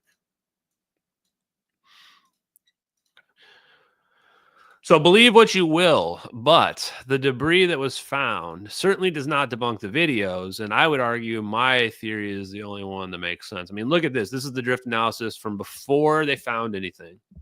And then they go, oh no, Reunion Island totally makes sense. And I go, wait, no, it doesn't. This is the closest one, the Reunion Islands. Look at what it says, 18 to 24 months. The problem is they found this in like 16 months. 16 months, according to this graph, wouldn't even be close to the Reunion Islands. And it's funny because I've seen some of the debunkers and what they claim. And I guess they found some quote by one of the guys that wrote the paper. And they say that he just says that, no, the debris is consistent with our analysis. No, it's not. I'm literally looking at it. I can read a graph. I don't care what the guy said. I just want to know the numbers and the facts. Here's an image, right? Like, it doesn't lie. There it is. So that's one of the debunks. Do you guys have any questions on that one? Or about the debris in general? No. Not about It's the debris, incredible. no. You're really good at talking about this stuff. This is mesmerizing. Absolutely incredible stuff. And thank you to Mark Scott for donating $50 to you. Very generous. Thank you. Mark Scott's one of my longtime followers. I found out too that some of my production people, we've been looking for a video editor, and they said that like there's people that are like really passionate about this stuff. Like a lot of people, there are people out there that are like worked in aerospace, people out there that know this stuff's real, and they're just happy that like there's somebody out there that's actually pushing it, which it keeps me going because I'm like, man, okay, there really is something to this, you know, like it's not me just having a fever dream or something, which you always do have to second guess yourself. People think that I don't second guess myself on all this. I did for a long time and still do. Always, you know? Yeah. And then, well, the two other debunks. Whoa, what's this one? Wow. Would you consider doing an interview on the Palace? Okay. I don't know who that is. Sorry, I didn't mean to throw you off. Oh, yeah, no, I would love to do that, though. I'd love to get in touch with that person. Can somebody get me in touch with them? I don't know how to get in touch with people from YouTube. Wayana Riders. If one of my admins or somebody's watching, get on my Discord. I've had several people trying to get in touch with me. The only way is to get in touch with me is go on my Discord. Get on my Discord and get in touch with one of my admins. JK Philly Fan's the best, and then we'll get in touch. But yeah, if you donate $100, then I guess I'll try to get in touch with you. Yeah. So let me just address real quick some of the other debunks that are out there. So one of them, and I'll share a file here, is this VFX. Everybody says, oh, well, it's VFX. Somebody found this VFX. So they say it's a perfect match. And the problem is it's just not. Is that like this is kind of a sleight of hand situation where people just took something that was similar and they claimed that it was an exact match when it really wasn't. And they actually did this several times. Was that at first, debunkers claimed that, well, it was the zap is a supernova. And I was always really suspicious that they focused on the zap when the plane disappears, instead of like trying to explain like forensically the videos in general. We're trying to say like, oh, like somebody made an editing mistake here that's very obvious, you know, and you can just show it or what have you. Instead, they were focused on the zap. And they claimed, after they claimed that it was a supernova, they then claimed it was an ink blot. And they said that somebody manipulated this ink blot to make it look like the zap. And then neither of those are really sticking. People were like, no, dude, this video is too real. And so then a one-day-old Reddit account comes out of nowhere and says, I found this VFX from an old video game. And on one frame, this frame that you're looking at right here, they say that it's close, right? It's a perfect match. But even when you look at it right now, you can already tell that even on the edge, it doesn't match. And then in the middle here, the middle is not even close to the same. Like I can show the original again just for comparison, but the middle here has these lines coming out of it, and it's not even the same shape as the black in the background. So if you watch any of the debunkers, the Corridor crew, even the Lore Lodge, when they claim that this is what they're talking about when they claim the asset matches, is this one frame that has a similar boundary edge, of course, after resizing the asset. And what they don't do is they don't show you the middle part. Either they draw your attention away from the middle, or in the case of the Lore Lodge, what I saw them do at least one time was they shadowed this like blue zap, this explosion, the stock effect you see here. They turned it black and then they superimposed it over the background. And then they claimed that was what the original, the actual zap in the asset looked like. So what they were trying to do is they were trying to make you think that they were confusing you and think by overlaying them and shadowing them together that somehow this showed that you couldn't see the differences anymore, basically, is what I'm getting at. So now all I have to do to break this down is let the whole asset play.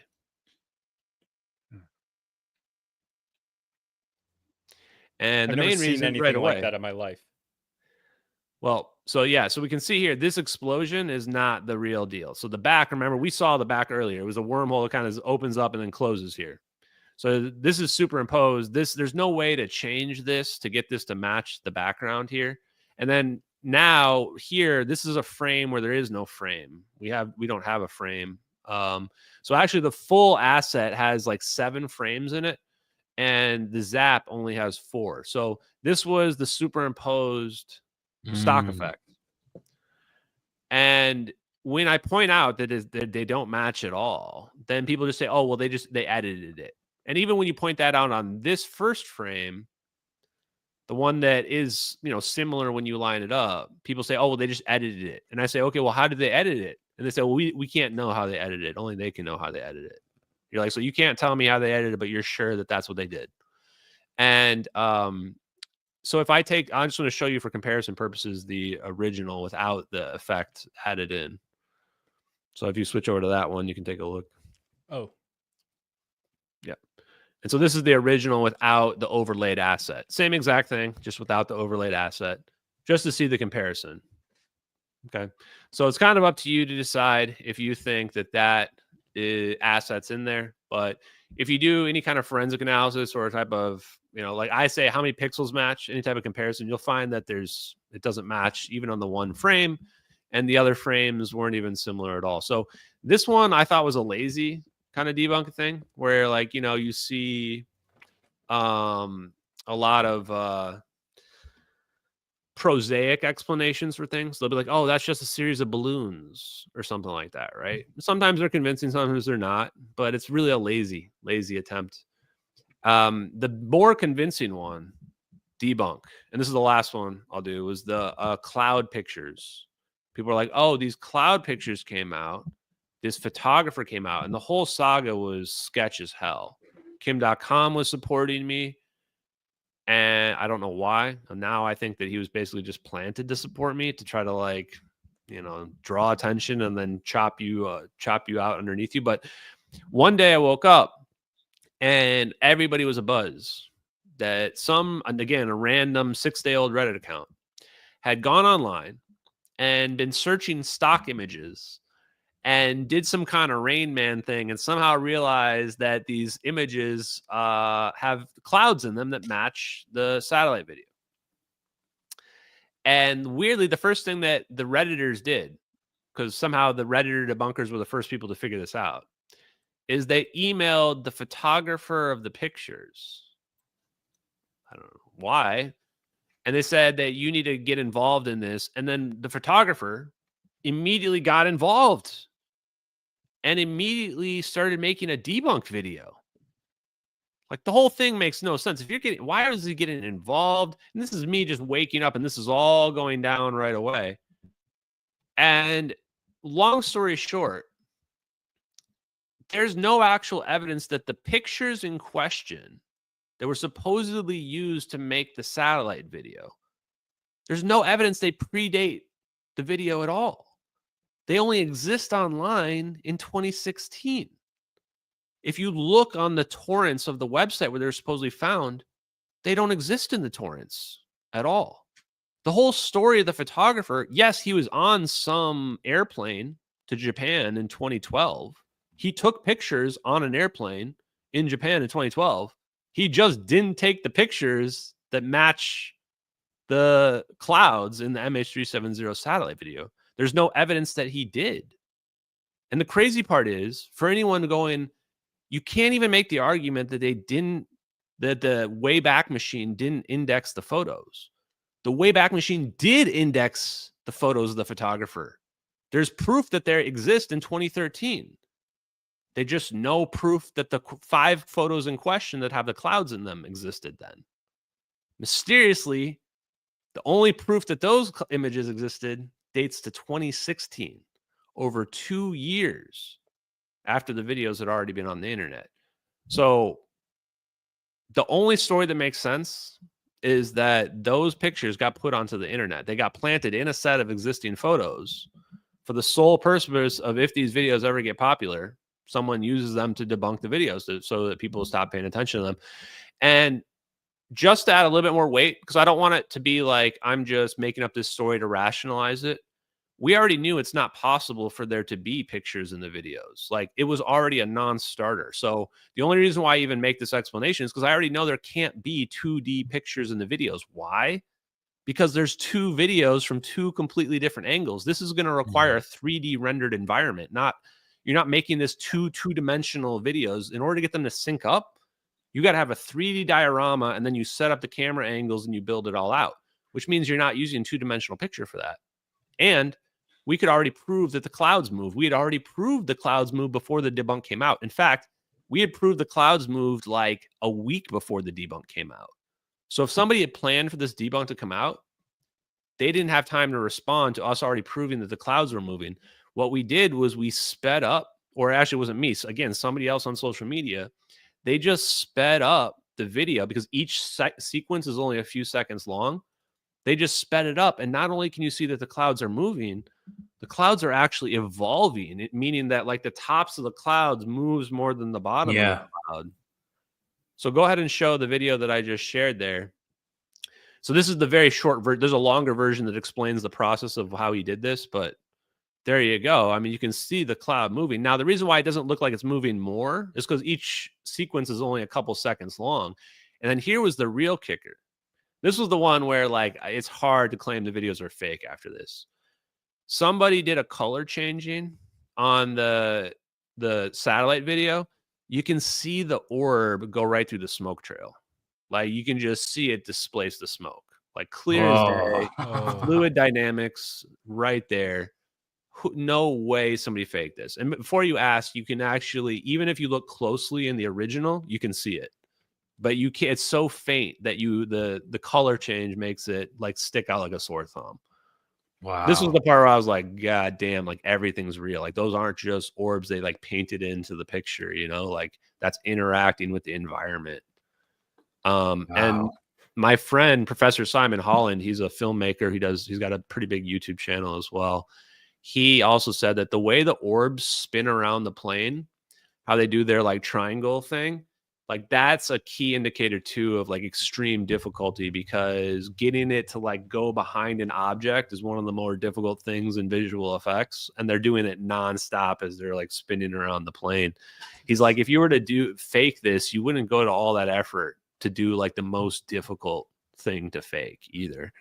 So those are just a couple examples for why like there's no way we're looking at like a 2-dimensional picture of clouds in there. Yeah. You got clouds moving, you got these multiple environments.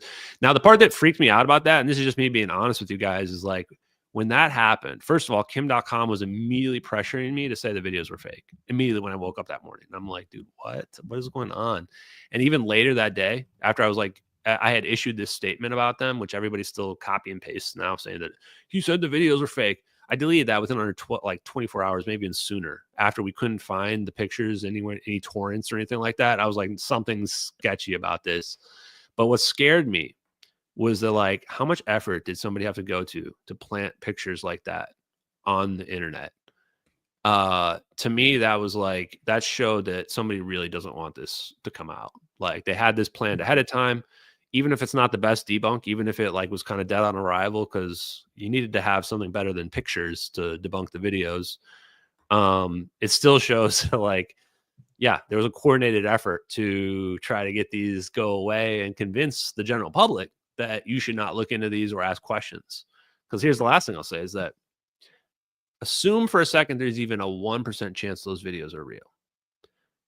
Wouldn't it be worth it to try to at least just ask basic questions about like, hey, United States government, did you like, just asking zap MH370 with some plasma orbs? Because it's kind of some crazy, but nobody wants to ask the United States government any questions, right? Even with a tiny vanishing chance of them being real, we should be just asking the questions.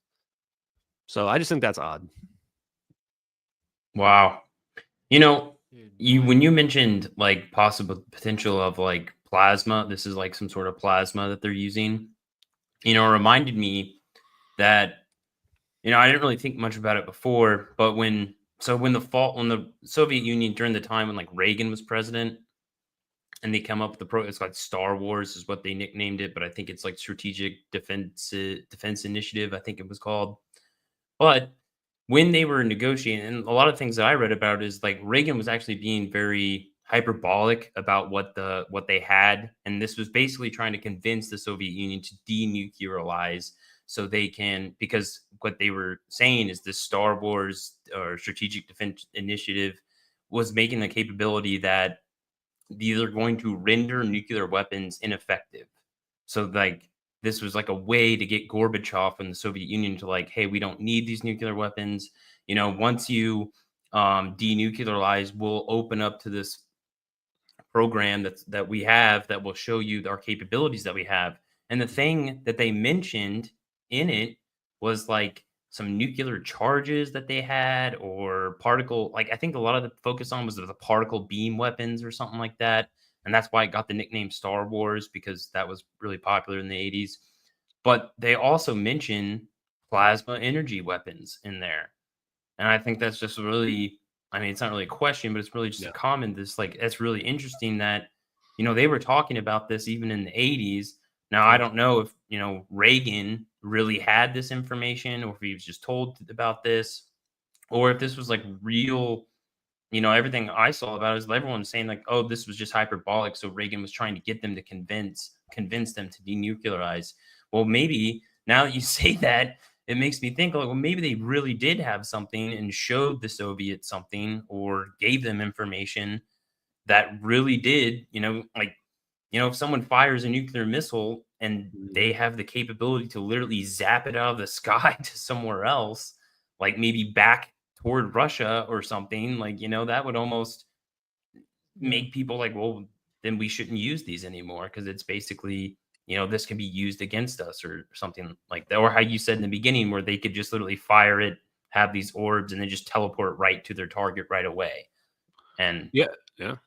No, I think this is good. In terms of like, I know some of you guys have to drop as well. So if we want to make this last topic, or we can keep going, whatever. But like, this is a good kind of last topic, which is that nuclear weapons are obsolete in the face of this technology. That becomes really apparent when you start to think about what this technology means from different aspects.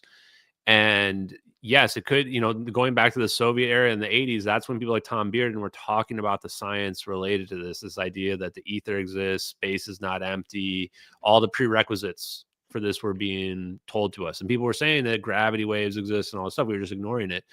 So yeah, it could go all the way back to, Reagan and the Star Wars, whatever initiative in terms of what it was. And that would be a big secret that you want to hide, right? You don't want your adversaries to know that we can obsolete your weaponry. But even Salvatore Pais, U.S. Navy engineer, just yesterday, he told me nukes are like obsolete. And if somebody were to fire a nuke at us, we would probably just zap it with a directed energy weapon, like the moment that it released. Imagine you fire a nuke and somebody blows it up the moment you release it. Like, now, do you ever wonder why we're not building nukes anymore? It's not even that it doesn't launch. Yeah. It just detonates. Wow. So I have kind of almost a political question, which maybe you Yeah. don't have anything, or political No, it's organization. fine. We're talking about the U.S. government. I mean, at this level, like, is there a, and I'm not even talking conspiracy, but like, obviously there's the UN. Is it like a subsection of the U.S. government, or is it like a American proxy, but a larger multinational type coalition that's controlling this type of thing? That's the big question that I'm not 100% sure about. Yeah. But like, Stephen Greer, I think he's the one when it comes to this idea of this breakaway civilization. He's the one who's been most on it when he talks on podcasts and stuff like that. Most correct. I don't think any one person's 100% correct. I don't agree with all the stuff he says, but he would call it like a multinational syndicate, which is probably pretty accurate because it's not as simple as like just these various people at the top like are in the club. It's more of like if you are smart enough and awake enough to know that it's real, plus a combination of being exposed to it in whatever position you're in, if that's related to defense contractor work or being in politics or the military at a certain rank and a level in the right spot. And so it then creates this like good old boys club, almost secret, behind the scenes handshake club of people that are just unaccountable, above the law. Doesn't even matter. They're potentially more powerful than the president is. And, like we see when we see like, for some reason I keep thinking about Alex Murdaugh, that murderer who like killed his wife and his son, but not just because of that, but because of how like he abused his position to like basically just be above the law in his own little county, essentially. Stuff like that, basically, but happening at an almost international scale. Yeah. They're So not. then, They can't be accountable to anybody. Yeah, and the other part about the In Murdaugh fact, thing, which is interesting related to this, is that when the Murdaugh trial was happening, I love true crime stuff, so I was watching it go down. There were so many people arguing that he's not going to be found guilty because there was no like direct evidence of like no video of him killing his wife and his son, and people just couldn't believe that he would kill his own wife and his son. Like, how could a father do that? It's not possible. Even though the weapons used were 100% confirmed to be owned by the family, and they happen to be missing as well, the two weapons that were actually used. And people didn't believe it. They couldn't believe it. And it goes to show that even in a situation where like you're never going to convince people all the time, doesn't matter, right? And what does proof and the burden mean? In the end, what ended up happening in the Murdaugh trial is a lot of people, and myself included, argue that the only reason why he was ended up found guilty, despite the overwhelming circumstantial evidence, his argument was he was sleeping in the house when it was going down. And the house is like 500 yards away from the kennels where all the crime went down. Well, it turned out he didn't know that his son was recording when he was like doing a video for one of the dogs that they were taking care of. And he didn't know his son was recording. And in the recording, you can hear the father's voice in the background. And there's a timestamp on the recording that proved he wasn't actually up at the house. The timestamp on the recording was in minutes of when the crime happened. Now, why do I bring this up? Look at all the analogies to the MH370 case. That was the only reason why Murdaugh was potentially convicted, because otherwise people were just going to give him the benefit of the doubt. They didn't want to believe that it was possible. But once that came out, there was like, because people were inventing these stories. They were going, well, two people could have snuck onto the property and then stolen the guns and then used the guns and killed the family because they were mad about something else. And this is the same stuff that happens with the videos. People go, well, somebody could have faked this video. And you're like, but who? What's who's the person that did this? Like, where are they? And what were their skill sets to pull this off? Right? Like, who's the hired assassin that snuck onto the Murdaugh like ranch in the middle of nowhere that did this? Yeah. It's the same kind of thing where like you have to come up with like, what's the story? Anyone can play the denialism game all day long. What's the story for the person that faked the video, or what's the story for the videos being real, or what's the case for somebody else killing the wife and the son versus what's the case for Murdaugh being the one that did it? And it turns out, much like the MH370 case, there's all this evidence where like Turns out they can plot that he left the ranch, like the area right after that, and then came back and drove back where he was, throwing to hiding evidence. And when you look at it from the perspective of him being guilty, it all makes complete sense, right? If you look at it from the perspective of trying to give him the benefit of the doubt, it's like you have to come up with a more and more implausible series of excuses for why all these things were happening. And it's like that in the MH370 situation and just the case of the plane in general. So what I'd say to this is that, like, I almost wish the videos didn't even exist. And I have no preconceived notion for what's happening in the videos. If all I was caring about was being famous, I would certainly be selling a story that makes it's more palatable to people. I wouldn't be selling the most difficult, palatable story, because I'll be famous no matter what the answer is if I solve the mystery of MH370, right? So that's not the reason why I'm doing it. So yeah, really, like, any story that were to make sense, I'd be happy to believe it. And for me, that's all I did is I said, what's the story, overall story that makes sense in the totality of the evidence? And in this case, even without the MH370 videos, the really only party that could be responsible, in my opinion, is the United States military and government. And even without the videos, we know for sure the United States military must know what happened to that missing plane. Between all our surveillance capabilities that nobody really knew about, including our surveillance system that's like monitoring all the oceans all the time, and all the FOIA requests that I put in. I've got a stack of FOIA requests, like 20 deep, to everybody from the CIA, the NSA, the NRO, the Navy. Basically, they either say they don't have anything or they reject it for national security. So it's like, yeah, even like stuff like a fire suppression device that washed up in the Maldives that's looks like an exact match to a Boeing 777 fire suppression device. Like, that's kept secret. I'm like, it's clearly they know what happened to this plane. I wish people would just kind of wake up, because once people realize the United States knows what happened to this plane, you're only like one logical leap from realizing the videos must be what actually occurred. Yeah, they're insane. Wow. I had a question. There's a couple in the chat too that we can do. Yeah. I've been taking notes. Like, somebody asked, is there something inside the orbs? And I think there is, but it's some kind. It's like it's creating plasma outside of it, around it, like a field, and probably perpetually creating it, or at least like keeping it stable. So that's the best. Like, I don't have all the answers for you, but that's my answer for, is there something in there? I think so. And the main reason why, though, is that dark line coming in front of the orbs that seems to be like pulling them forward, I think that's some kind of laser being projected out from whatever's inside the orbs, and that's how they're flying around. Yeah.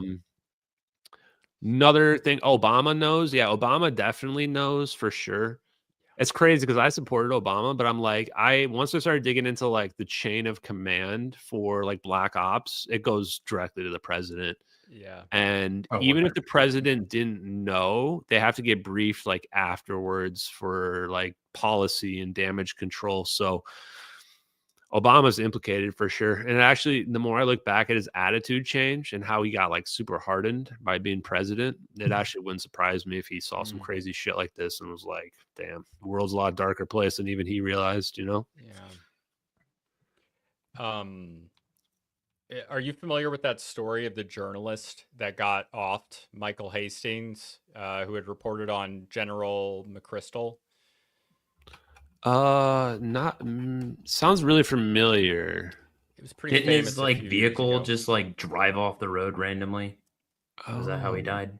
Yeah, this was before MH370. It looks like it was before it was like common knowledge of a that like remote controlling a vehicle was common knowledge. That it was after that. But the why I wanted to compare this is because the guy who he really kind of exposed with this was McChrystal, General McChrystal, I think. And he was I mean, you look at this guy. By the way, we're also both Marine veterans. So the military stuff. Well, thank you for that. I appreciate it. But like understanding how these hierarchy structures work from being inside it. Like this kind of stuff doesn't surprise me. And I remember when I was hearing about this, like this guy is not only a 4-star general, which is extraordinary, but he was also the general of a bunch of special operations commands for a long time. And That's interesting. Occam's He's razor. the one.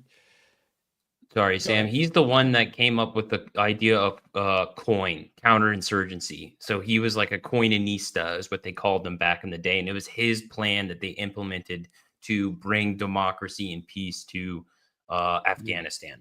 If you watch, there's a movie about this on Netflix. It's called War Machine. It's got Brad Pitt that plays McChrystal. And it's actually, it's more of a dark comedy perspective in the movie, but it has the guy that plays Michael Hastings in it, and it deals like, why, like the whole movie just goes and explain like how the story got exposed. And it's not really a really big secret. It's just they got really comfortable with this journalist and thought he wouldn't put all this stuff about him slandering the president in there. Yeah. That's pretty interesting. And it started putting a lot of this in a new light. I mean, I actually didn't know you guys were Marines, or otherwise I would have asked you a lot of other questions too. But because that's too part of it where I think I'm a civilian. So we are too now. For me as an analyst, because I do healthcare IT, so my normal job is being an analyst. I want to know how everything works. So a big part of this for me is like, how does that chain of command work? So for me, a lot of the information came from this guy John Ramirez, who's a GE-15 CIA agent, and he's kind of public in the UFO community. But I find his most interesting stuff when he talks about the chain of command stuff. One of the interesting things was we looked up that guy Edward Lynn, and we found his Facebook page before they deleted it. And he was friends with General Flynn. And General Flynn also kind of got blackballed. And the case against him is very political and sketchy as well. And General Flynn followed me on Twitter early on. And I just thought that was really bizarre. And I'm like, because if you look up what his position was, he was director of the DIA, the Defense Intelligence Agency. They were the ones that Hal Puthoff, they issued all these scientific papers about gravity and fusion and negative energy and all the stuff, warp drives, wormholes, all these advanced scientific papers. So I'm going, and when you look at the timeline, you're like, the timeline of those papers getting issued, Flynn would have at least known about it. And then now there's this weird political scandal related to him, and you're going, okay, if somebody knows about some advanced shit like this, well, you would disgrace them and publicly humiliate them and discredit them. And, this is exactly the kind of sketchy shit I imagine would be going on. Whether or not you hate him or like him, I'm just saying that's the case, right? So, I don't know. I'm curious as to your guys' opinions and all that. And also just on the idea of I think the general public would want to know, are we really out there just doing black operations?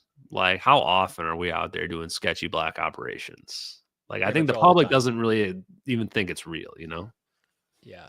It's probably much more significant nowadays. The military actually turned to special forces, over the course of the war on terrorism. This is the standard. It's Navy SEAL. The Marine Corps just made a whole new special. I mean, it's been in the works, but it's called MARSOC. It's been in the background for a while, but the Marine Corps literally, because the demand for it was so high, and that's that is where the military went nowadays. Yeah, it is. And there's some things I'd prefer to say off the air probably about it, but I think I could probably help you a lot with that type of thing as both a Marine veteran, although just a mechanic, but you still understand the stuff. And we still had Navy SEALs come on our boat every once in a while on deployment. But I'll talk about that off the air if you'd like. Yeah. And as an anthropologist. No, I'm just curious because, I think the bigger thing is just more so that they happen more often than what people think, is that we're, in terms of black operations, probably. And it's probably more morally ambiguous than what people think. I don't know if you guys saw that guy, Robert J. O'Neill, the one who shot Osama bin Laden. Yep. Yeah. He had this clip, I think he was on Sean Ryan, where he does this clip where he's when he started to wonder about what he was doing and why he was shooting people, and would I, in a different world, would I have a beer with that guy? Would we get along and be friends, and start wondering, am I just doing shit for these faceless bureaucrats like hiding, behind their desks and stuff like that. And I think about that a lot too, in terms of, the human aspect of it, in terms of what are we protecting, and you could argue that for national security, you can argue all kinds of atrocities in the interest of national security. Kind of scares me. Yeah. Well, I mean, there's like, and like you can always go into like what our forces are doing and what like crazy stuff. I mean, there's lots of stuff with like the CIA that's come out that's like verifiably proven that they did. That was like experiments, MK Ultra, stuff like that.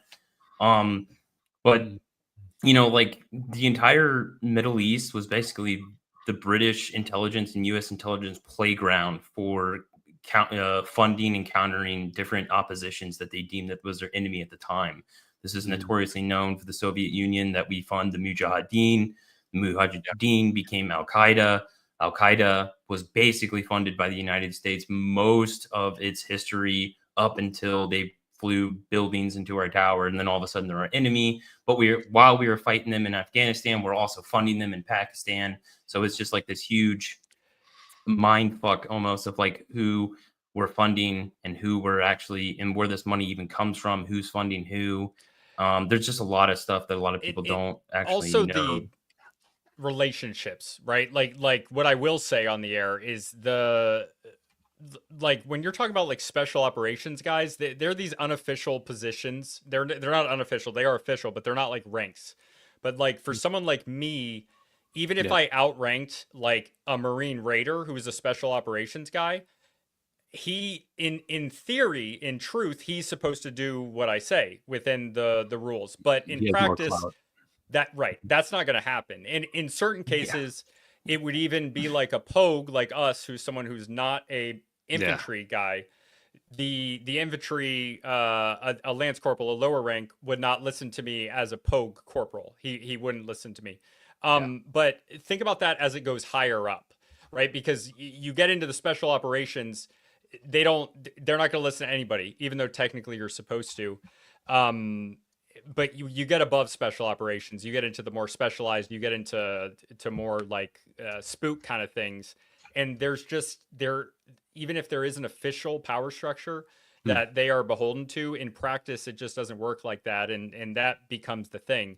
And there's historical precedents for this as well, with units like the Praetorians and the Janissaries for the Turkish Empire, where these individual components of a larger government structure or military, they effectively, they push their weight. They over time, it can shift that they are less accountable. They're not beholden to the same rules for whatever reason, and they can then get to do whatever they want if there's nobody above them. And I think that when you're dealing with this type of thing that you're talking about, you're dealing with not the special operations guy who can flip off a lieutenant to his face. You're dealing with the guy that's 3 tiers above that. And that means they can kind of do whatever they want. That makes a lot of sense. I actually appreciate this insight. I do want to say that not only is it just Al-Qaeda, but even ISIS. We made ISIS too. I mean, we left a power vacuum and then ISIS jumped in. It's actually insane that it was like all the people we left behind in the prisons, and we just let them run free. And once they got out, they just became ISIS. It's like, oh shit. Yeah. All the battles we've been fighting are our own product. Like, but the thing too is like when you look into the Edward Lynn case, that what you just mentioned even puts another interesting angle on it. There's this code of conduct, unofficial, especially this brotherhood within these special operations units, and this code of silence in it as well that he technically broke by, releasing this. I mean, he put everybody in danger who was part of that operation to be exposed as well. If he did leak those videos, they will frag you for that. They will end your life for something like that. Oh, exactly. And that's why there's no accountability, because you're out in the fields doing hidden missions, that type of thing. It turns out when they arrested him, they abused the shit out of him as well. He actually reported the abuse. I mean, they were probably telling him that they were going to kill him if he didn't take the plea deal, right? And there's 1,000 guys that have been killed that you don't hear the names of because it's written down somewhere that they died in a helicopter crash or against the Taliban. Yeah, and that's super scary. I 100% believe it. I absolutely believe it. And the only reason why Edward Lynn got the treatment that he did, which 9 years in prison after a plea deal, this is the good treatment that he got, was because he probably did it indirectly. He probably wasn't trying to do it. Everything I read about the guy indicates he's a patriot. He was probably not trying to screw us over. He either thought that was aliens and released it only to find out later on it was us, or he showed somebody else those videos. They put it on the internet. And so now he's technically responsible, but he's also not going to blab. And this is important because this is why he's ghosted me. This is why he changed his name legally instead of like reaching out to me, because he did leak the videos, but he can't say anything about it. He doesn't want to say anything about it. He's trying to protect the government here, which is noble. It's noble, but bro, I mean, the videos are out there now. They're not going away. So Yeah, it's noble, but in a sense, it's probably, it could be fear too. I mean, look what Julian Assange is free now, but he spent, I think, nearly a decade in a prison. Russia? And like, and he might not even be free. Julian Assange. I was thinking Snowden, but yes, there's many such cases too. Yeah. Right? Julian Assange was like basically being tortured to death, like beat, and as far as like he was being starved, mistreated completely. And but yeah, I mean, he's free for now. And I don't know how. I think honestly, just because he got so notorious, like he was so famous, that there was just too much pressure that from their perspective that they almost had to let him go. And he never released like, he was never a military person that released classified information. He just published it. That was what was released to him. So like the depths that they'll go through to stop these people and what they'll put you through is like scary enough to deter people away from doing that. Yeah, it makes me wonder why more people haven't come after me. But you can look at it from two angles. One, they kind of have.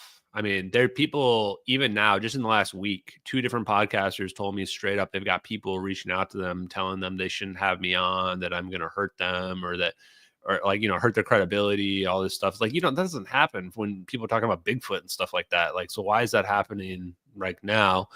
So you could argue that it is kind of happening. The other angle too, though, to that answer is like, well, I'm just a normal guy, so I'm not really doing anything wrong by revealing this, even if you argue and who knows, I could say plausible deniability. I don't know that it's necessarily real. I think it is, but whatever. So it's kind of a little bit more difficult, as opposed to if it's somebody who's like a scientist who's breaking the law, and now you're like, you feel justified in silencing them, versus just some random guy happened to find out that there's this shit on the line, right?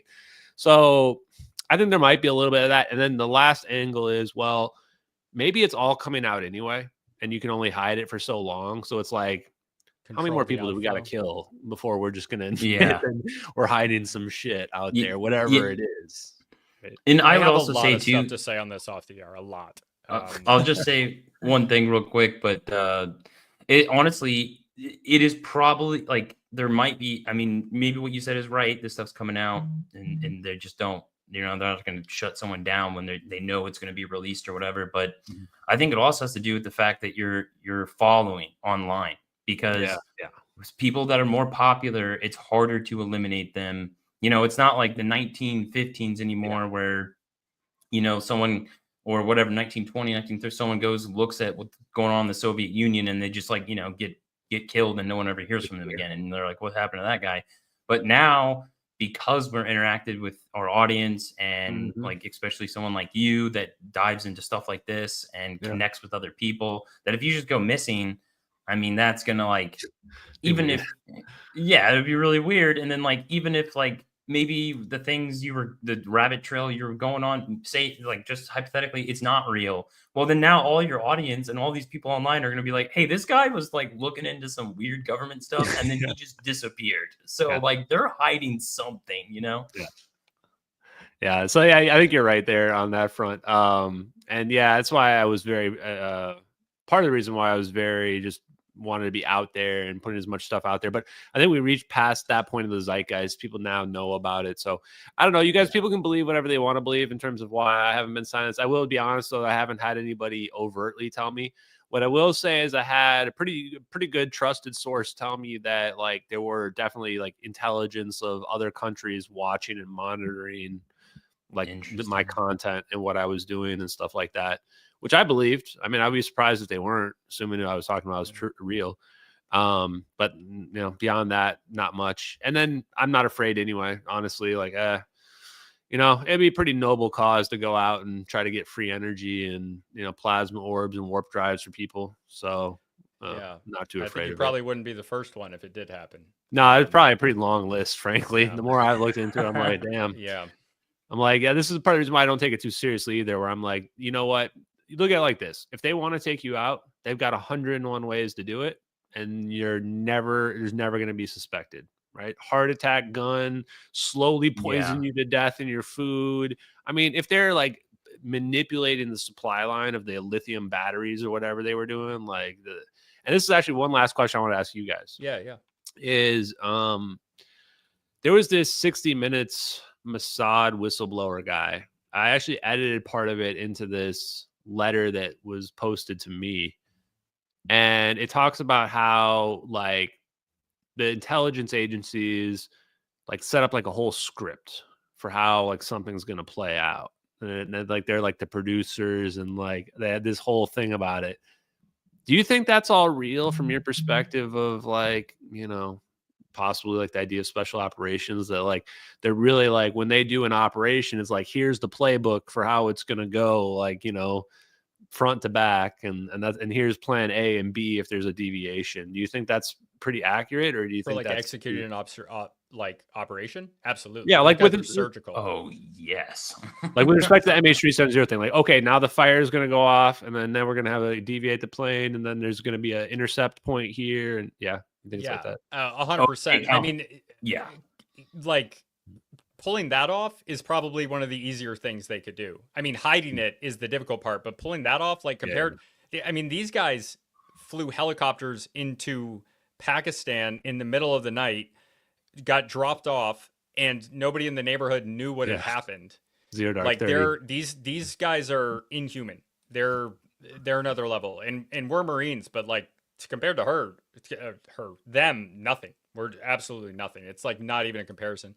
I've known some people who have done like mock like training fights as Op 4 as the enemy for Navy SEALs. And the experience they described to me was absolutely terrifying. And I've had some myself playing Op 4 for recon Marines, which is like one step above infantry. They're like they're cool, but they're like once you get up to special operations, I mean, this is years of training. These guys sleeping 3 hours of night, hypothermia, they are superhumans in every way and in mind. And I will tell you more off the air. And also I have some people I think you need to know. Yeah. No, that doesn't surprise me. Okay. Yeah. So they do some crazy operations, and so the movie we were talking about was, you know, they were talking about the Bin Laden raid, Zero Dark 30, and they flew these. Were the helicopters secret at the time too? I don't remember if the helicopters were secret, but I thought they were, because they blew one of them up. So they drop these guys in. Nobody even notices, right? Imagine somebody drops in your house in a helicopter, and it's silent. The helicopter's silent, and they just drop in on you, and they just go in and they just start mowing people down, and nobody's even waking up. And by the time anyone even notices anything's going on, they're already getting out of there, pulling every laptop, blowing up the helicopter that you know fell, that was damaged. It's like. And there's one Pakistani guy live tweeting the event, not knowing what's happening, or that Osama bin Laden was living next to him. That's why I didn't know until the next morning. It is completely badass. That I gotta talk to Robert J. O'Neill, because he's the guy. There's some controversy over did he really shoot him, or did he like, you know, try to steal the valor by leaking it to the public or whatever. But I looked into him, and he's like involved in several big operations, including he was involved in the Alabama Maersk, the Tom Hanks movie, Captain Phelps. Like, I'm the captain now. That one. Yeah. Apparently he was involved in that operation too. And I didn't know that actually. Yeah, I Googled it. I was like, oh shit. Because the reason why I Googled it, I don't know if you guys know this, but on September like 8th or 9th of last year, randomly Robert J. O'Neill, the same guy we're talking about, he just tweets out of nowhere, Malaysian Airlines Flight 370 was never a mystery. It was always a warning to China. He tweets that out of nowhere. And I'm going, what? I'm going, this is the guy that shot. I didn't know who he was at all. So I'm like, because it's That's Robert J. funny. O'Neill. I didn't really pay that much attention to like all the names of the people. So I Google and I'm like, that's the SEAL that shot Bin Laden. Like, if you imagine anybody would like be in the know about some crazy shit or have heard something, you know, through the rumor mill. And then he goes on Alex Jones like a week later. And he's on Alex Jones, and out of nowhere, he just starts dropping. I just got to tell you that Malaysian flight, it was 6th generational warfare. Alex Jones didn't even know how to respond. And then he says it again when Alex Jones doesn't follow up on that, when he just randomly blurts that out. He's like, yeah, I just want to say again that I'm pretty sure that was us. That was one message to China to knock it off. And I'm like, holy shit.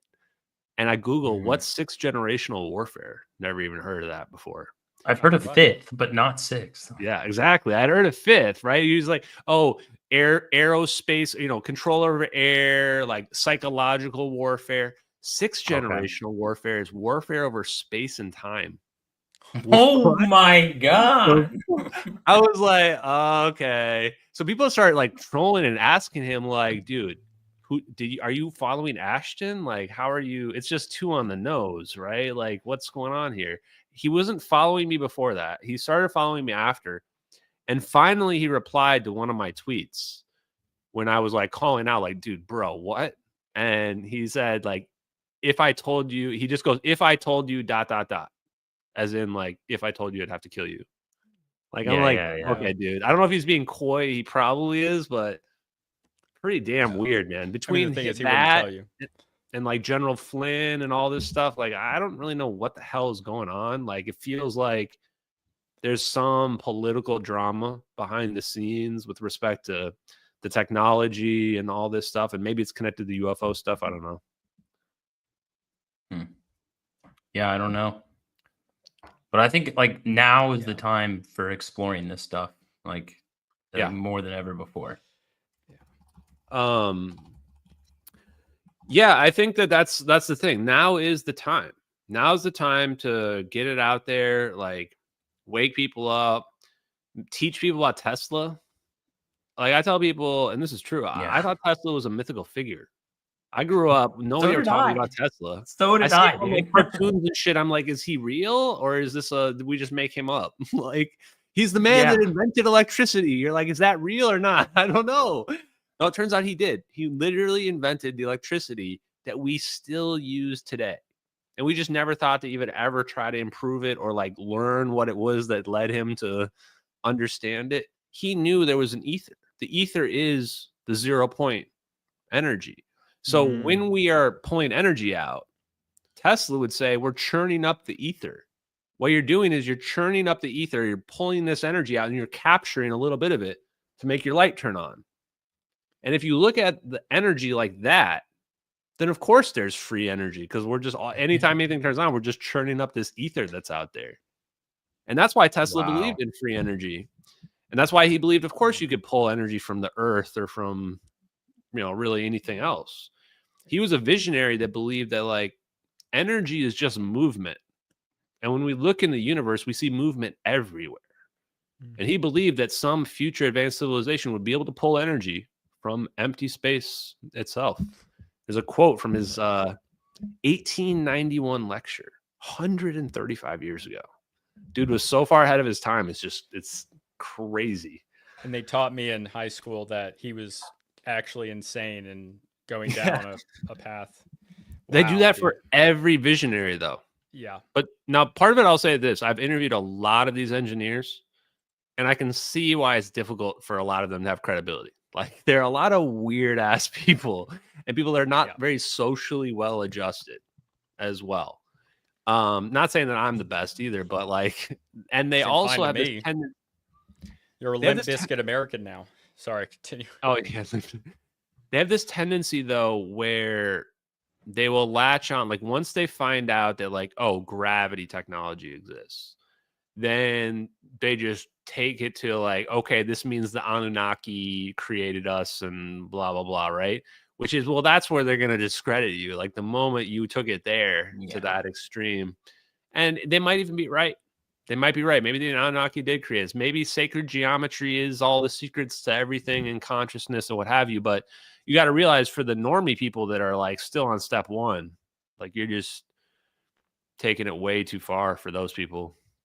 Yeah. So maybe it is just a matter of like, what now is the right time, and we start waking people up. Yeah. I don't know. And I think that last thing, because we got to wrap this up, but Yeah.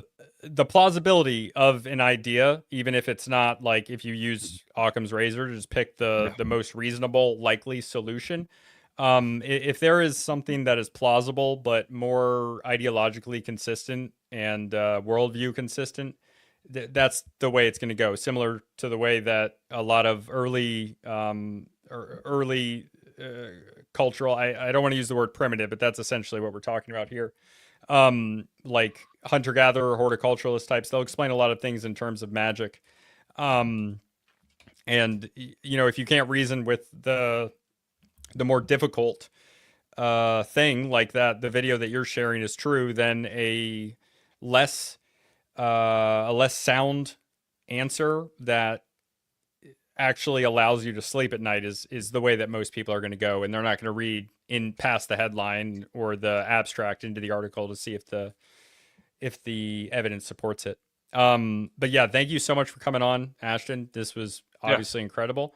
And subscribe to 5 till midnight, and we'll end it. Well, thank you guys. Appreciate it.